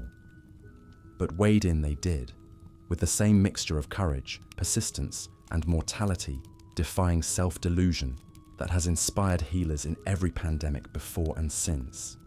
We may rightly condemn their methods while acknowledging the humanity behind them. The best plague doctors let themselves believe that donning that ominous outfit and marching into the miasmas might save a precious few lives, or at least console the dying. Sometimes the most meaningful medicine is the kind that dares to hope when hope seems lost. That complex legacy of failure and resilience, desperation and resolve, is what makes the plague doctor such an enduring and strangely compelling figure today.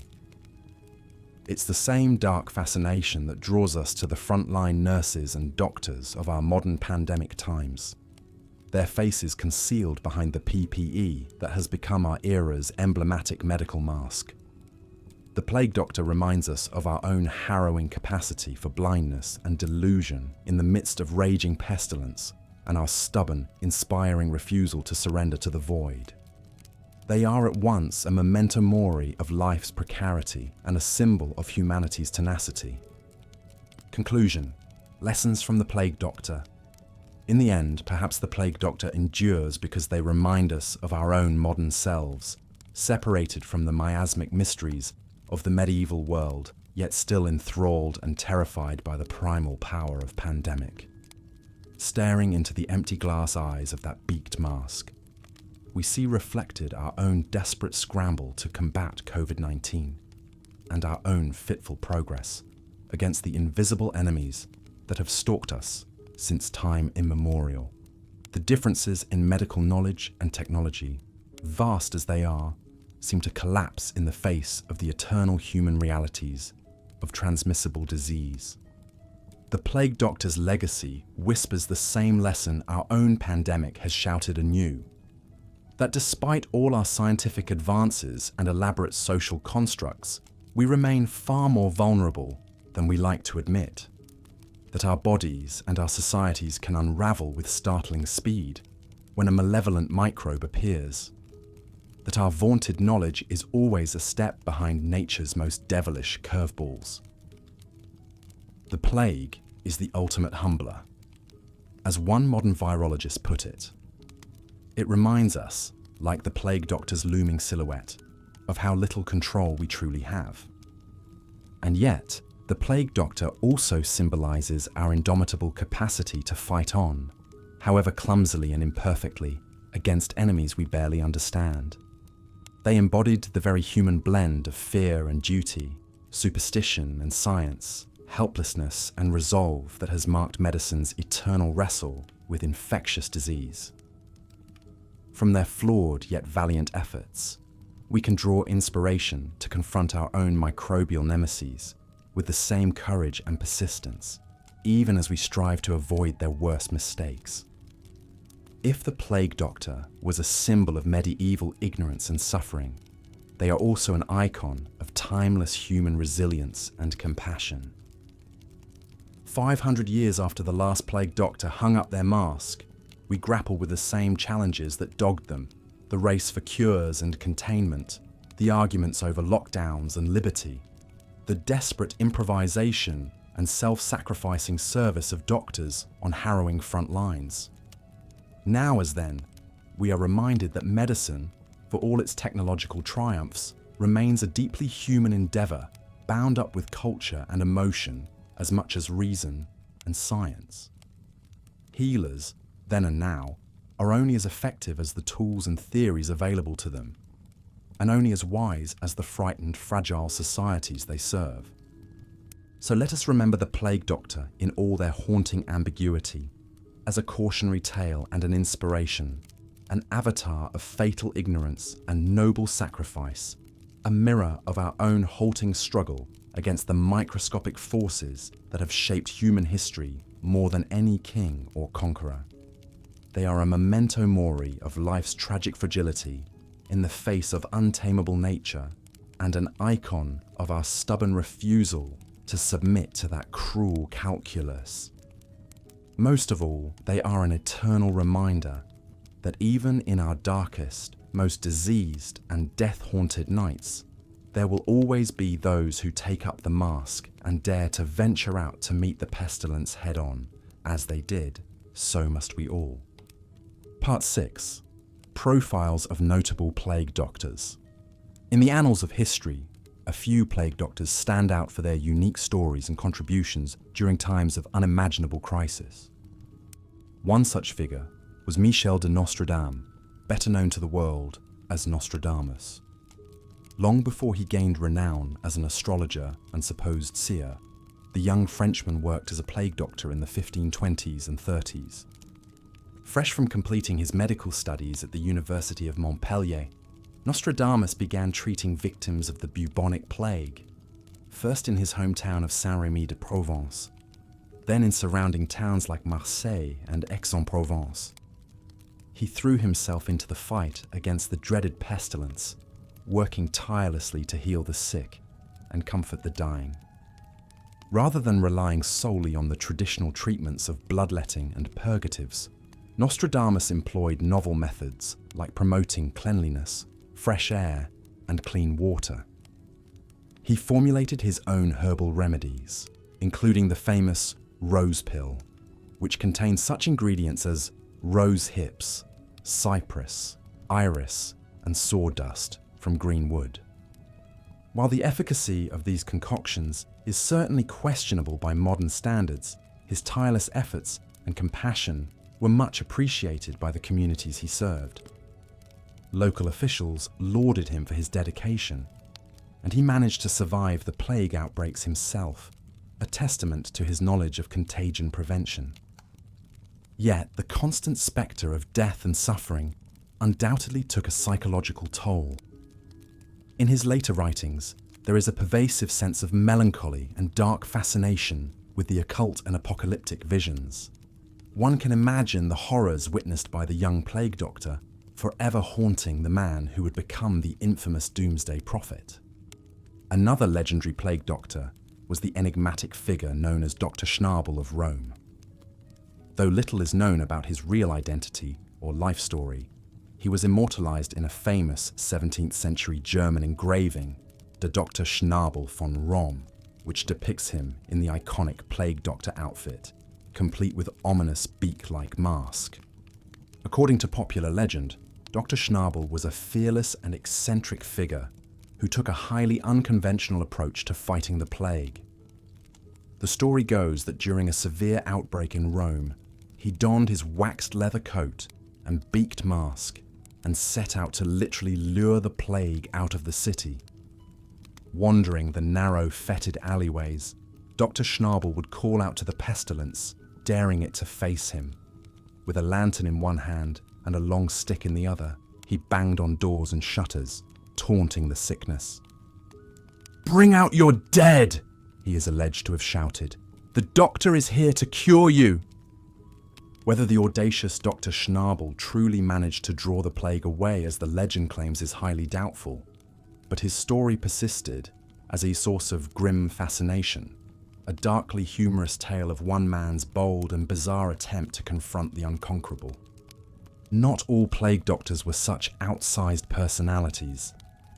Most were simply ordinary physicians or laymen doing their grim duty in harrowing times.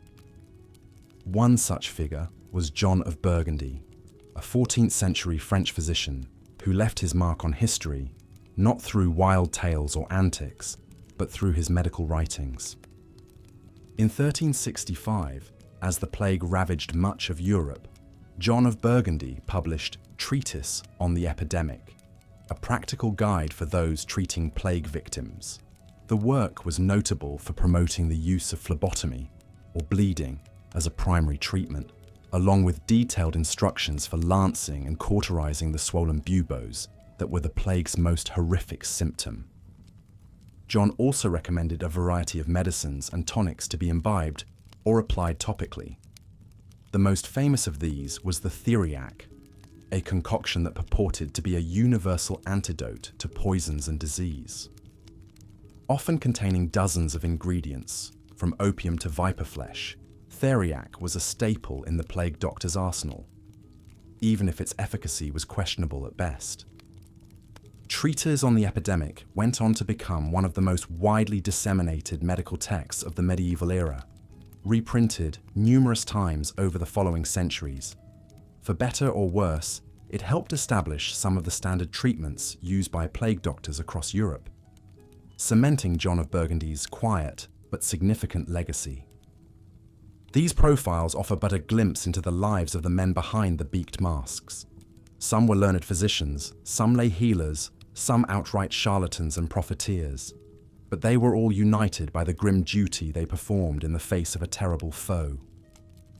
Each, in their own way, represents a facet of the enduring legend of the plague doctor, at once a symbol of selfless service and sinister pseudoscience, a dark and captivating figure who still haunts the human imagination. Part 7. The Plague Doctor in Art and Literature. For centuries after the Black Death faded into history, the spectre of the Plague Doctor endured in European art and literature. With their ominous beaked masks, long black coats, and aura of death, these grim figures became iconic symbols of pestilence and human frailty. In the world of visual art, plague doctors frequently appeared as dark, haunting presences in scenes of suffering and lamentation. One of the earliest and most famous examples is The Triumph of Death, a 15th century fresco by Italian artist Buonamico Buffalmacco. Painted on the walls of the Camposanto Monumentale cemetery in Pisa, the unsettling work depicts the devastating impact of the Black Death. Amidst the piles of corpses and wailing survivors, a menacing figure in a black hood and beaked mask emerges, unmistakably a plague doctor. He points an accusing finger at a group of young noblemen and women, as if to say that death comes for rich and poor alike. This motif of the plague doctor as a kind of grim reaper, an emissary of mortality, recurs throughout medieval and Renaissance art. Another famous artistic trope involving plague doctors is the danse macabre, or dance of death, a common allegorical genre in the late Middle Ages The Danse Macabre depicts figures from all walks of life: kings, popes, peasants, children, being led in a grim promenade to the grave by skeletal personifications of death. In many of these eerie scenes, plague doctors make an appearance, their unsettling masks and garb adding to the overall atmosphere of horror and inevitability. One notable example is Matthias Merian's 1649 engraving, which shows a beaked plague doctor joining the procession of the doomed, holding aloft an hourglass to signify the fleeting nature of life. But it wasn't just in the visual arts that plague doctors cast their long shadow. They also stalked the pages of literature across the centuries. In the 14th century, Italian author Giovanni Boccaccio wrote the Decameron, a collection of novellas set against the backdrop of the Black Death in Florence. While the plague doctor is not a central figure in these bawdy and satirical tales, they do make occasional appearances, usually as symbols of the futility of human efforts against divine punishment. In one memorable passage, Boccaccio describes the plague doctors as men who did naught but go about with spices and medicaments, the stench whereof was of itself sufficient to have occasioned sickness to any that scented it. Centuries later, the plague doctor would emerge as a chilling character in the works of Gothic and horror writers. In Edgar Allan Poe's bleak short story, The Masque of the Red Death, a mysterious figure in a habiliment of the grave, with a mask made so nearly to resemble the countenance of a stiffened corpse, crashes a decadent masquerade ball as pestilence devastates the land outside. While not explicitly identified as a plague doctor, the eerie stranger bears all the hallmarks of the iconic outfit, serving as an avatar of the inescapable contagion. Through Poe's blood-tinted lens, the plague doctor becomes a malevolent supernatural presence, an embodiment of death itself. British author Daniel Defoe also deployed plague doctor imagery to great effect in A Journal of the Plague Year, his fictionalized account of the Great Plague of London in 1665. Defoe describes the frightful sight of plague doctors stalking about in their black cloaks, masks, gloves and instruments, sowing fear and despair wherever they went. Yet Defoe also acknowledges the courage and self-sacrifice of those who tended to the infected, writing, "But it must be confessed that the charity of the physicians was very great. They ventured their lives to an extreme, and lost their lives by it in a most terrible manner." In Defoe's telling, the plague doctor is both a spectre of death and a heroic martyr, a fitting encapsulation of their complex and contradictory legacy. From the grim frescoes of the Camposanto to the blood-soaked pages of Poe, the plague doctor has long captured the darkest corners of the human imagination. Even as the real-life plague doctors faded into history, their macabre legend lived on, preserved in the amber of countless paintings, prints, and stories. Their enduring hold on our collective psyche speaks to the way they embodied the deepest of human fears, of suffering, of powerlessness, of death itself. Forever frozen in their eerie beaked masks and black robes, the plague doctor remains a chilling memento mori, an eternal reminder of the precariousness of life and the horrors that once stalked the earth. Part 8. The Decline of the Plague Doctor. As the 17th century gave way to the 18th, the golden age of the plague doctor began to wane. The frequency and severity of outbreaks gradually declined, due in part to improvements in sanitation and quarantine practices, as well as the natural waxing and waning of the disease itself. With fewer epidemics to battle, the demand for specialized plague doctors decreased. At the same time, the medical theories and treatments that had long underpinned the plague doctor's craft were coming under increasing scrutiny. The ancient Greek system of humoral medicine, which held that illness resulted from imbalances in bodily fluids, was slowly giving way to new ideas based on empirical observation and scientific experimentation. One of the most vocal critics of traditional plague medicine was the Swiss physician Paracelsus. A controversial figure known for his iconoclastic views and fiery temperament, Paracelsus rejected the orthodoxies of Galenic medicine, including the use of bleeding and purging to restore humoral balance. He argued that diseases had specific causes that could be treated with targeted remedies, rather than the catch-all cures favoured by many plague doctors. While Paracelsus himself died long before the heyday of the plague doctor, his ideas helped pave the way for a more modern, scientific approach to medicine. As the old ways came under fire, many of the treatments employed by plague doctors were increasingly discredited. The use of theriac, the supposed wonder drug that had been a staple of the plague doctor's arsenal for centuries, was particularly lambasted. Critics pointed out that the concoction, with its dizzying array of ingredients from opium to viper flesh, was essentially useless against the plague, if not actively harmful. Other common plague doctor practices, like bloodletting and induced vomiting, also fell out of favour as their ineffectiveness and potential dangers became apparent. The iconic plague doctor costume itself, with its ominous beaked mask and waxed leather coat, was ridiculed as a relic of a superstitious and ignorant age. Yet even as the plague doctor's star faded in Western Europe, they lingered on in some parts of the world. In the more remote reaches of Eastern Europe and Russia, where outbreaks of bubonic plague continued to flare up sporadically, plague doctors could still be found plying their trade well into the 19th century. One of the last recorded plague doctors was a Russian by the name of Danilo Samoilovich, who battled outbreaks in the Ukraine and Crimea in the 1780s. Samoilovich was a forward-thinking physician who rejected many of the old superstitions surrounding the plague. He promoted the use of quarantine and sanitation measures, and even conducted early experiments with a form of inoculation using dried pustule matter from plague victims. Yet even as Samoilovich worked to modernize plague medicine, he still clung to some of the trappings of the traditional plague doctor. He was known to wear a modified version of the beaked mask and protective clothing, and he subscribed to the theory that the plague was spread by miasmas, or noxious vapors. In many ways, Samoilovich embodied the complex legacy of the plague doctor, a figure caught between the old world and the new, straddling the line between superstition and science.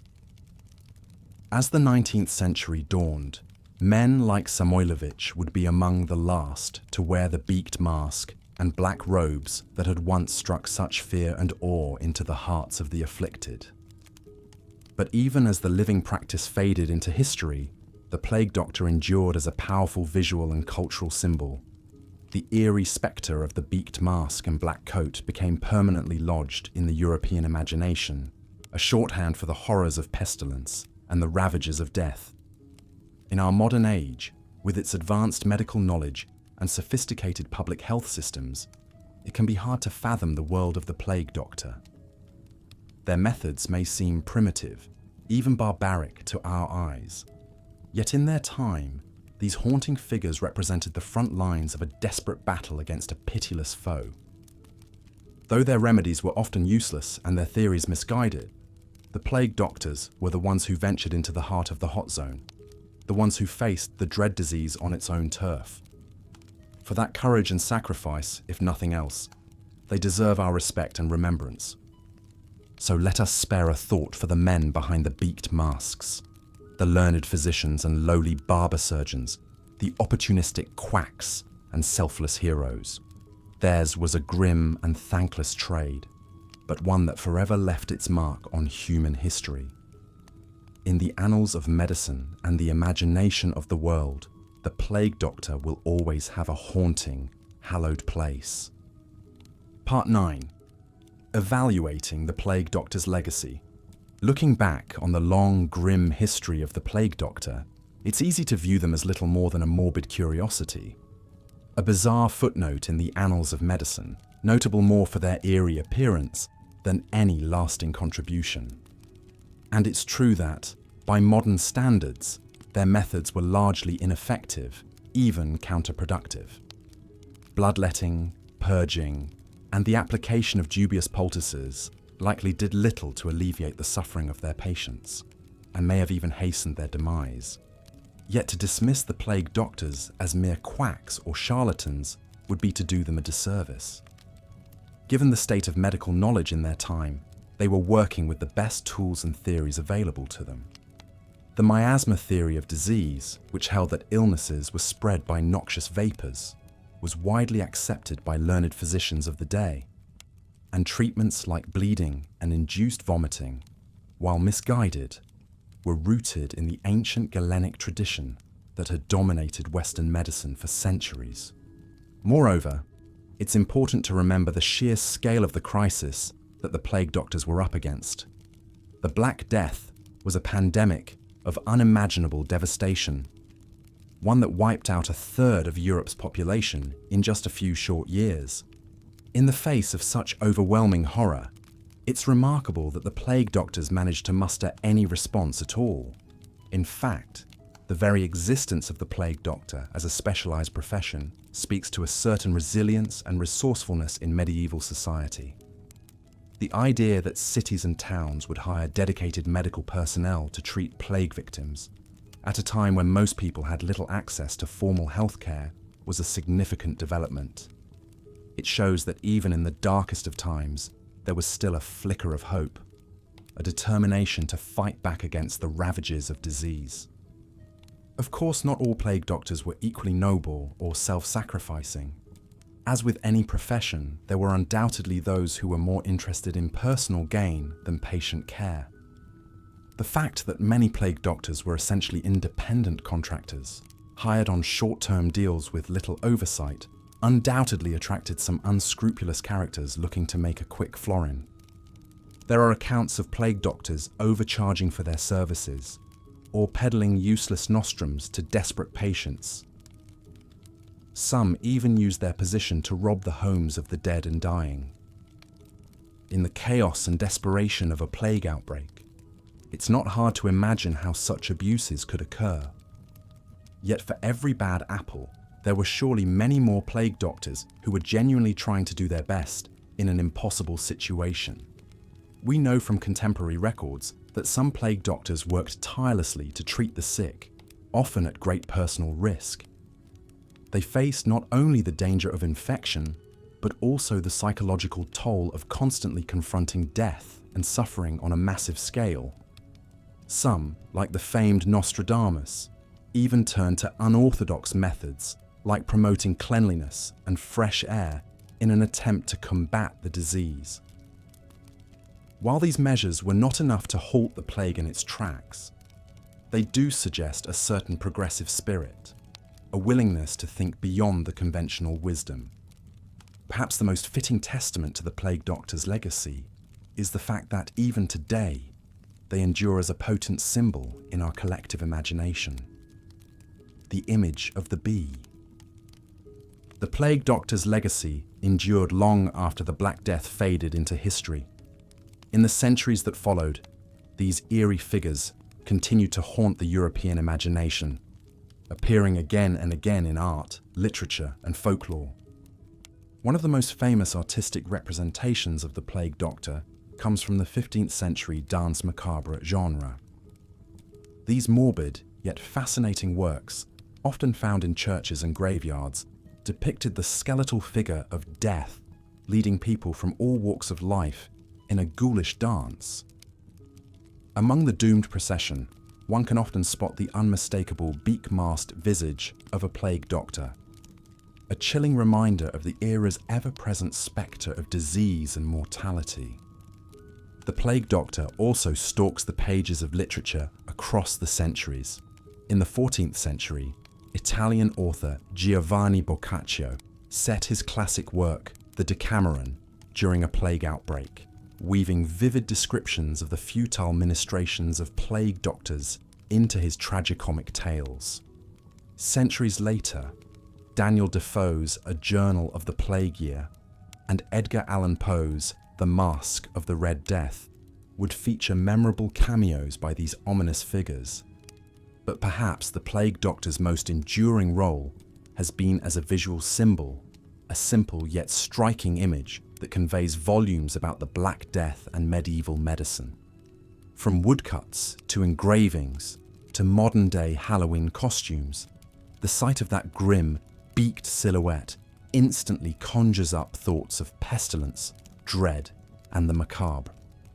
It has become a kind of visual shorthand for the horrors of the past. Yet even as the Plague Doctor became entrenched in the popular imagination, the actual practice of specialized plague medicine gradually faded away.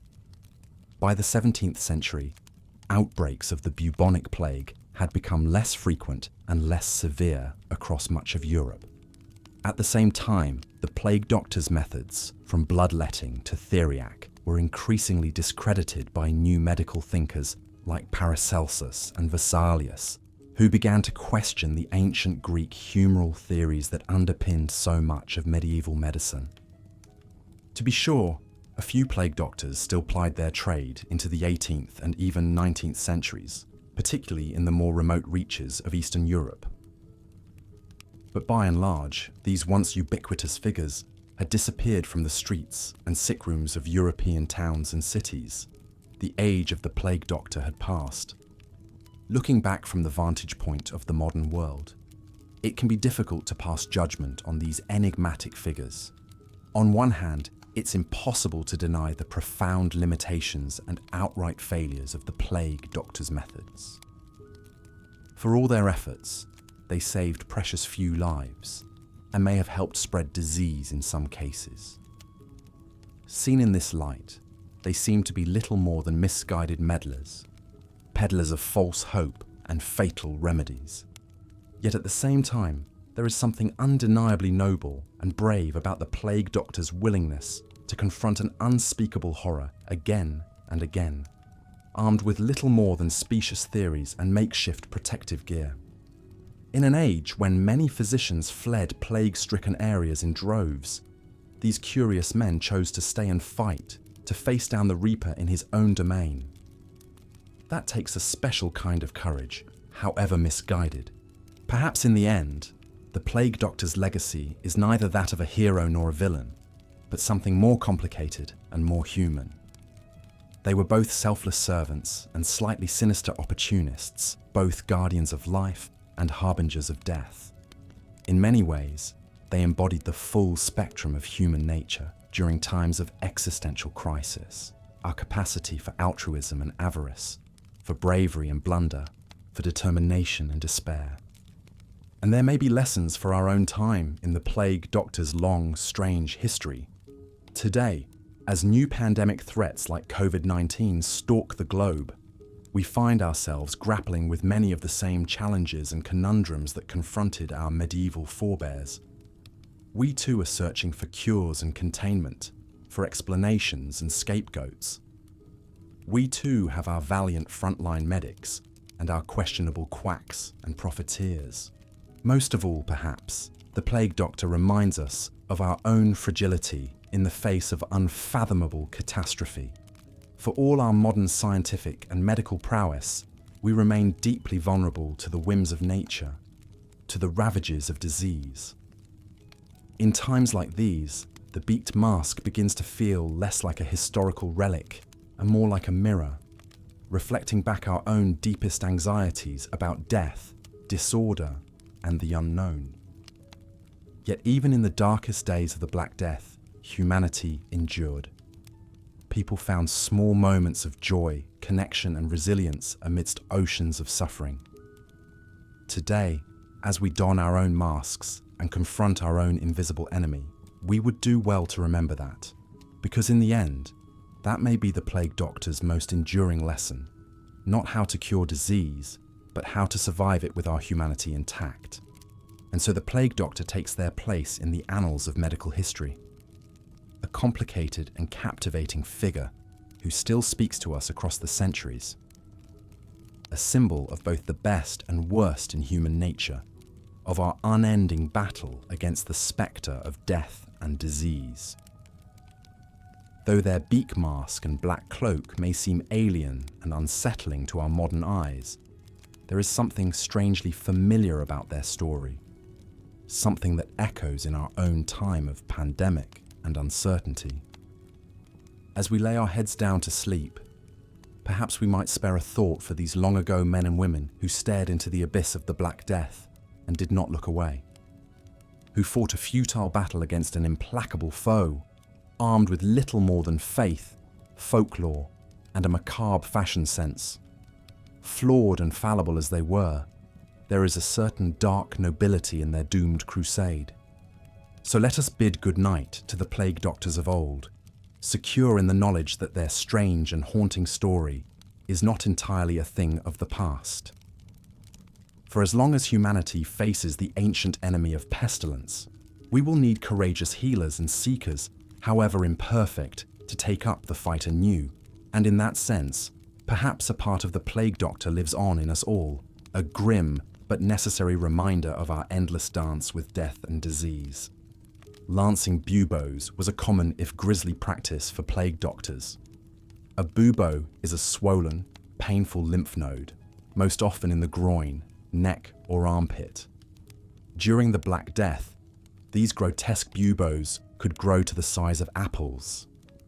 In the medieval humour system, plague doctors believed buboes were the body's attempt to expel excess blood and bad humours. Their solution was often to slice open the bubo with a razor to drain the foul substance. Some even used specially designed lancing tools and cupping glasses. It was a brutal procedure, painful, messy, and unsanitary. Patients screamed in agony as the plague doctor dug into their inflamed flesh. Of course, we know now this accomplished little. Buboes are a symptom of the bacterial infection, not the cause. Lancing them provided no real relief and likely spread the contagion further. But to the plague doctor, steeped in miasma theory and Galenic medicine, purging foul matter from buboes seemed the logical response to a disease believed to arise from internal imbalances and rot. After draining a bubo, the plague doctor might pack the open wound with salves or poultices made from herbs, minerals, breads, even animal dung. A popular treatment was theriac, a concoction of dozens of ingredients from viper flesh to opium, honey to cinnamon. It was prescribed as a cure-all for everything from indigestion to the plague itself, though really it probably just numbed the patient into a drowsy haze. If buboes failed to appear, plague doctors took an even more aggressive approach, slicing into the flesh to essentially create an artificial bubo. The hope was drawing out bad blood near an infection site, like in the armpit. It's sobering to imagine the plague doctor hunched over a patient, bloodletting them to the point of collapse, all while believing this was the height of medical intervention. For the sickest patients, unable to endure any more cutting and draining, the plague doctor might resort to extreme measures bordering on folk magic, applying live chickens or pigeons to buboes, smearing snake oil on the skin, brewing potions of ground unicorn horns and powdered gems, all while smoke from the ever-burning beak mask stung their eyes. There was likely no consolation or bedside manner. Plague doctors were discouraged from conversation with their patients lest they inhale the deadly miasmas. At most, they might offer last rites or scrawl talismanic symbols. For most, the looming plague doctor was the grim face of a losing battle, the final spectre before their disease ran its fatal course. Nostradamus, the famed French astrologer and seer, endured these harrowing conditions in his early career as a plague doctor. As a young man in the 1520s, he travelled through Provence, treating the afflicted. It's estimated he tended to hundreds of plague victims at great personal risk. One wonders what sights and horrors those eyes beheld, peering out from that eerie beaked mask. Did the great prophet foresee his own destiny, a life of fame and legend? Or in those grim days, did the world seem a meaningless carnival of suffering, with death playing a mocking tune? What we know is that Nostradamus emerged from the ordeal with a reputation as a skilled and selfless doctor. He even wrote a handbook called Traité des Fardements, detailing his hard-earned methods and remedies. His experiences also shaped his view of fate and the supernatural, the idea that unseen forces move human affairs, be they the stars above or the pestilence within. For the Plague Doctor, it must have been a surreal existence, trapped between the dying and the dead, the earthly and the otherworldly. They stalked the hazy borders of the known, a lonely figure fighting a metaphysical battle as much as a medical one. Steeped in sickness and dread, did some turn to mysticism, alchemy, and the occult out of desperation? Or as a source of grim comfort in a world unraveled by pestilence? Such was the strange mental and spiritual landscape of the medieval Plague Doctor, ministering at the edges of natural philosophy and morbid superstition, saturated in disease and death, confronting the limits of mortal understanding. Is it any wonder so many slipped into fatalism, madness, or magical thinking? After all, the plague seemed to obey no law of nature, erupting from the mists to decimate princes and peasants alike before receding into the shadows. Perhaps we can forgive the Plague Doctors their bloodletting and fumigations, their talismans and potions. They fought the unforgiving fight with the only weapons their world had given them: ancient texts, folk traditions, a doctor's mask, and simple human perseverance. Though they retreated further behind bizarre rituals and costumes, they still marched out to greet the Grim Reaper day after day, an army of Hippocrates meeting the apocalyptic horsemen head-on. What emerges is a figure both unsettling and oddly heroic, a mirror held up to humanity's eternal struggle against the void. Their life was a danse macabre, a final waltz with oblivion. And though the age of the Plague Doctor has long passed, their spirit echoes through the centuries, a memento mori of the healer's burden and the fragility of flesh and blood. So let us give this strange spectre their due, not as saviour or charlatan, but as flawed avatar of all who would defy death. They stood on the precipice of the Black Death and fought it the only way they knew. Their silhouette endures, eerie, tragic, darkly captivating, a shadow from a distant century, but one that still haunts the edges of our own. Part 4. Medical Beliefs and Treatments. As the Plague Doctor made his solemn rounds through the afflicted village, his attentions turned to the grim work of treatment. In an age before germ theory and modern medical science, the battle against pestilence was often a desperate struggle in the dark. The Plague Doctor, like most physicians of his era, practiced within the framework of the ancient Greek humoral theory of medicine.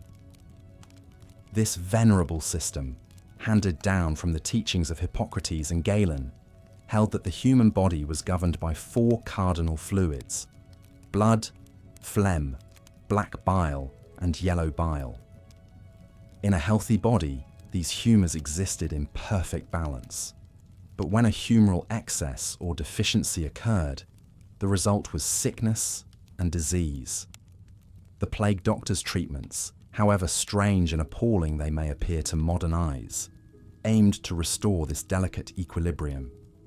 The most common weapon in the Plague Doctor's arsenal was bloodletting. Since antiquity, bleeding had been seen as an effective means to drain corrupt or excessive humours from the body. The Plague Doctor might open a vein in the arm, or apply leeches to draw out the tainted blood. More aggressive bleeding targeted specific areas, like the neck, to treat the buboes that so tormented the afflicted. In a time without anaesthetic, one can only imagine the added anguish these gory ministrations inflicted on the suffering patient. Another favoured practice was the lancing of the buboes. The Plague Doctor would pierce and drain these grotesque swellings, thought to be concentrations of putrefied humours. The resulting wounds would then be cauterized with a red-hot iron, or treated with an ointment of honey, garlic, and onion. For many, the agony of the cure rivaled that of the disease itself. Alongside these surgical horrors, The plague doctor also plied an array of potions, tonics, and unguents. Many aimed to induce vigorous purging, whether by sweating, vomiting, or diarrhea. The idea was to expel the noxious humours from the body by any means necessary.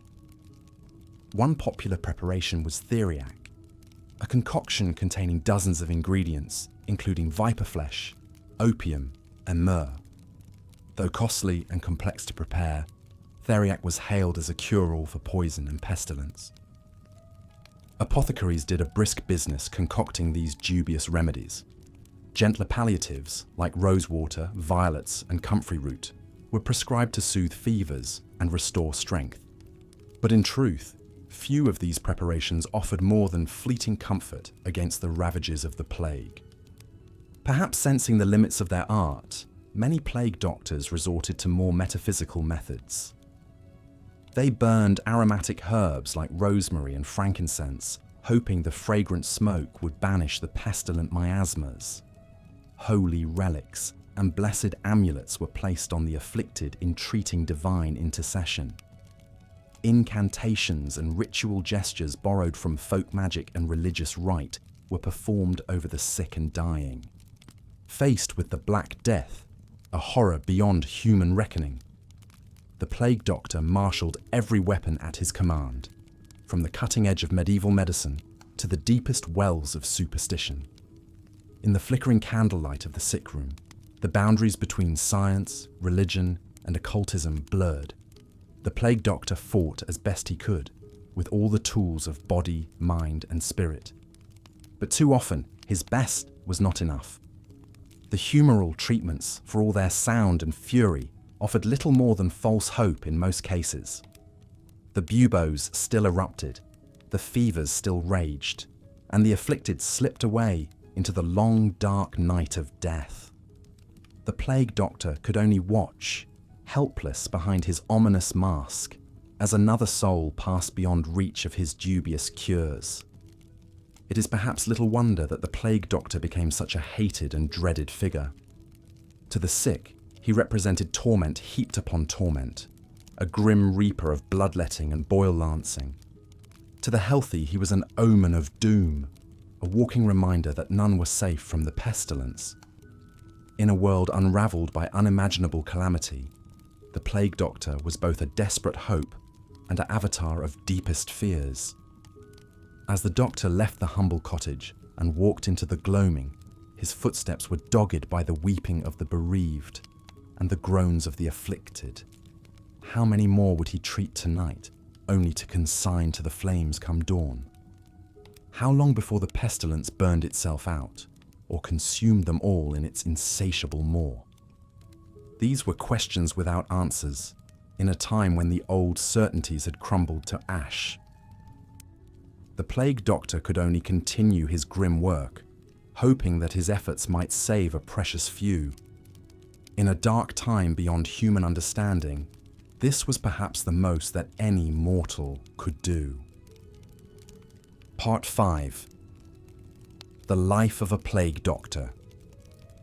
To be a plague doctor in a medieval city was to inhabit a world of perpetual twilight and looming shadow.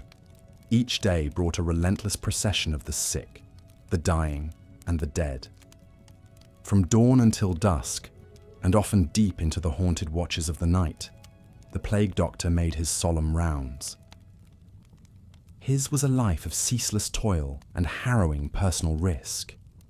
While his macabre costume offered some meagre protection, every visit to an infected household, every examination of a plague-ridden body, invited peril.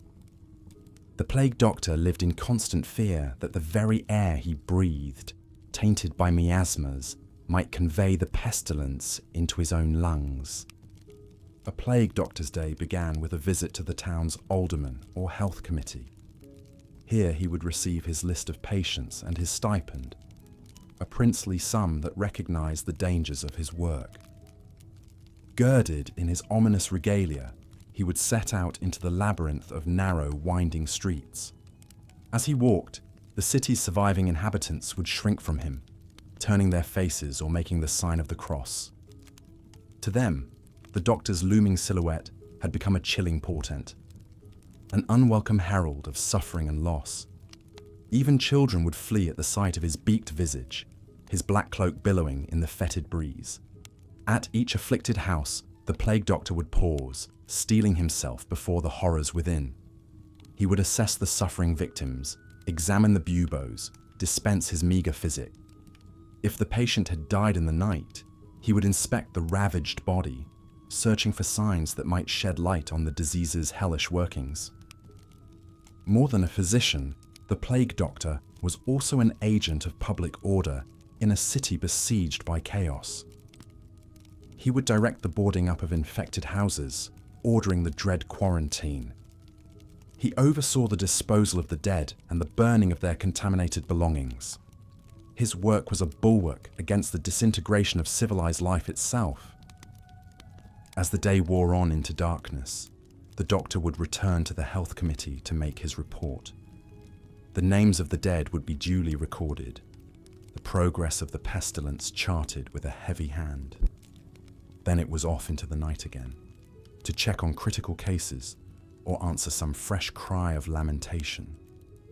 The emotional and psychological toll of such a life can hardly be overstated. To be surrounded by constant suffering, to daily don the mantle of a spectre of death, exacted a grim price. In the journals and letters that survive from these dark times, we catch glimpses of plague doctors grappling with the enormity of their task. Some turned to drink, losing themselves in the temporary oblivion of wine or ale. Others sought solace in piety, spending what few free hours remained in fervent prayer. Gallows humor, that ancient refuge of those in proximate peril, was a common coping mechanism. Plague doctors became known for their macabre jests and grim witticisms. A few rare souls even found a kind of resolute purpose in the crucible of the crisis. They saw their work, for all its futility and horror, as a sacred calling. In tending to the afflicted, in bearing witness to suffering, they found a higher meaning. Even as they walked through the valley of the shadow of death, they committed themselves to the service of their fellow man. But for most, the life of a plague doctor was a trial beyond human endurance. Many lasted only a few months before succumbing to exhaustion, despair, or the pestilence itself. They joined the legions of the dead, their beaked masks and black cloaks no protection against the ravages of the plague. And yet, for as long as the city's silver continued to find its way into trembling palms, there were always more to take up the grim work. In a time when all social bonds were frayed to the breaking point, when all hope seemed lost in a sea of suffering, there would be plague doctors. Through the worst of the medieval world's darkest hours, these haunting figures endured, part physician, part priest, part reaper, steadfast in the face of the unspeakable. As the sun set over the medieval city, an eerie figure emerged from the shadows. Clad head to toe in black oilcloth, with a wide-brimmed hat and a long beak-like mask, the plague doctor struck a chilling silhouette against the fading light.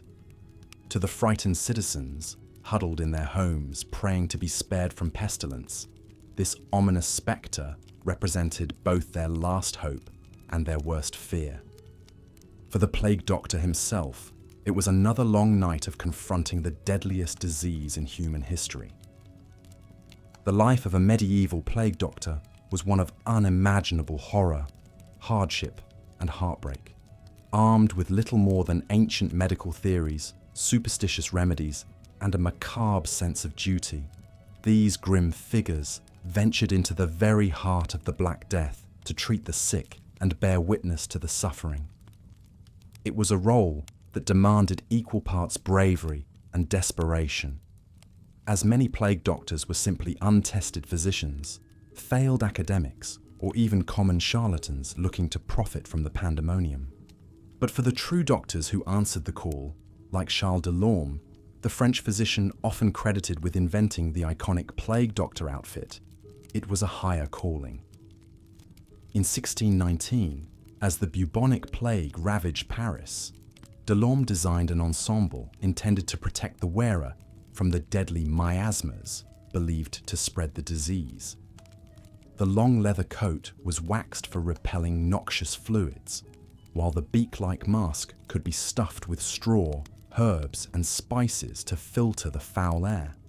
Completing the outfit were leather breeches, gloves, boots, and a wide-brimmed leather hat that signified the doctor's profession. In this foreboding garb, the plague doctor would set out to examine the infected and administer what limited treatments the era could provide. Working from the ancient Greek theory of bodily humours, plague doctors sought to rebalance the blood, phlegm, and bile through aggressive and often gruesome means. Bloodletting, lancing buboes, forced purgatives, and foul-smelling poultices were the order of the day. Just as often, the plague doctor would resort to more superstitious fare, like magical amulets, chanted spells, and copious amounts of theriac, a cure-all concoction containing viper flesh and opium. The sheer gruesomeness and futility of such treatments is almost unfathomable to the modern mind.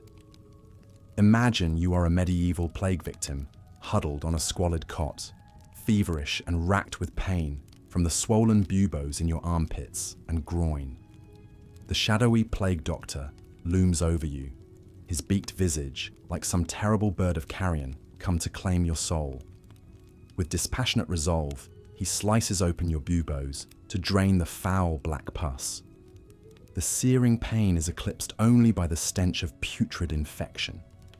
As your lifeblood oozes out, the doctor forces a vile tonic down your throat, chanting strange invocations. Your last thought, as darkness takes you, is that you have descended into hell. For the plague doctor himself, such harrowing scenes were a daily reality. The journals and records that survive from the era paint a grim picture of their lot. Nostradamus, the famed French astrologer and prophet, began his career as a plague doctor in the 1520s. For years, he travelled through France and Italy, treating the infected and studying the disease. His first-hand accounts speak of entire towns decimated, bodies piled in the streets, and a constant, oppressive spectre of death. I do not think that in the whole world there remained a single man who had not tasted the sadness and terror of the plague, he wrote. Other plague doctors coped with the unrelenting horror through more earthly vices. Many contemporary reports decried their fondness for drink, gambling, and lascivious behaviour. The famous engraving of Dr. Schnabel of Rome, an iconic image of the plague doctor, shows him carousing in a tavern, his beaked mask askew as he drunkenly regales the patrons with morbid tales. Such conduct may seem reprehensible, but for men confronted daily with the depths of human suffering, it was often the only way to retain some semblance of sanity. As the Black Death raged across Europe, claiming millions of lives, the plague doctor became an increasingly common and chilling sight. In art and literature, he emerged as a grim symbol of the era's mortality and dread. The famous danse macabre genre, which depicted skeletons leading townsfolk in a morbid jig, frequently featured the plague doctor among the revelers. Manuscript illustrations, woodcuts, and memento mori engravings portrayed him as the sardonic emissary of death, ushering the afflicted towards their grisly end with a bony finger. This morbid artistic fascination persisted long after the plague itself abated. In the centuries that followed, the plague doctor became a stock character of the Gothic imagination, appearing in the works of Poe, Shelley, and Dickens as a sinister spectre haunting the shadowy fringes of civilization. Even today, his unsettling image endures as the preeminent icon of the Black Death, a reminder of the horrors our ancestors faced in the face of unimaginable catastrophe. For those who bore the mantle of the plague doctor, however, there was little glamour or glory to be found. Despite their ominous attire and aura of arcane knowledge, the vast majority of plague doctors were hideously unequipped to combat a disease that laid waste to empires. Their treatments, though born of earnest intention, often only added to the suffering of their patients. Many fell victim to the plague themselves, their waxed coats and beaked masks offering scant protection against the horrors they battled. And yet, for all their grim futility, it's hard not to feel a pang of admiration for these dark knights of the Middle Ages. In a time when even kings and bishops fled before the onslaught of the plague, the doctors donned their beaked masks and marched grimly into the fray. They confronted the living nightmare of their age with little more than folk wisdom, blind faith, and a stalwart sense of duty. Though they laboured in the shadow of death, there was a nobility to their calling, a stubborn humanity that not even the ravages of pestilence could extinguish. As the plague doctor faded from history, supplanted by the age of reason and the advent of modern medicine, his haunting spectre lived on in art and imagination. The beaked mask and black cloak became the stuff of morbid fascination, a grim reminder of the horrors our forebears weathered in times of plague. Today, we look back on the medieval plague doctor as a tragic, enigmatic figure, part monster, part martyr, a symbol of both the darkness of the age and the indomitable human spirit. In our own times, as new pandemics rear their ugly heads and the spectre of global contagion looms large, the lessons of the plague doctor seem more relevant than ever. We too are confronted with a faceless, implacable foe that threatens to upend our way of life. We too must grapple with the limits of our knowledge, the shortcomings of our institutions, and the stark realities of our own mortality. And like the plague doctors of old, we must summon the courage to confront the unthinkable, to stare down the abyss with unwavering resolve. Perhaps in the end, that is the true legacy of the plague doctor. Not the grim visage or the grisly treatments, but the indomitable spirit of compassion and selflessness in the face of overwhelming despair. As we don our own masks and gowns and venture out into an uncertain world, we would do well to remember the example of these dark heroes of history. For in their haunted eyes, we may just catch a glimpse of our own reflection, fragile, fearful, but forever unbowed in the face of the dark. The plague doctor may belong to the shadows of the past, but his lessons endure in the hearts of all who have ever stood against the tide of pestilence and death. As we lay our heads down to sleep, let us dream not of his grim countenance, but of the quiet courage he embodied in times of unimaginable strife. For in that courage, we may yet find the strength to face the dark and awaken to a brighter dawn. Part 9. Evaluating the plague doctor's legacy. In evaluating the legacy of the medieval plague doctor, we must acknowledge both their limited effectiveness, given the state of medicine at the time, and their immense bravery in combating one of history's deadliest pandemics. These enigmatic figures, clad in their eerie beak-like masks and long black cloaks, charged fearlessly into infected homes and pestilence-ridden streets, day after day. Armed with little more than a smattering of ancient Greek medical theories, superstitious folklore, and a handful of crude instruments, they faced the Black Death head-on. While plague doctors undoubtedly saved some lives through trial and error, recommending quarantines and basic sanitation, their cures were often ineffective at best and harmful at worst. Bloodletting, induced vomiting, and toxic potions likely hastened the demise of many a desperate patient. And yet, in an age of overwhelming dread and despair, the arrival of the plague doctor also represented a final glimmer of hope for the suffering masses. In many ways, these haunting figures embodied both the best and worst of how humans confront unimaginable crises. On one hand, plague doctors voluntarily waded into some of the darkest, most traumatic circumstances imaginable, offering care and comfort to the sick while risking their own lives.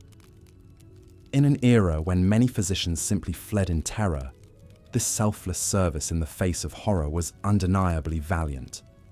And yet, like controversial figures such as grave robbing, resurrection men, and travelling snake oil salesmen, plague doctors could also callously exploit people's desperation.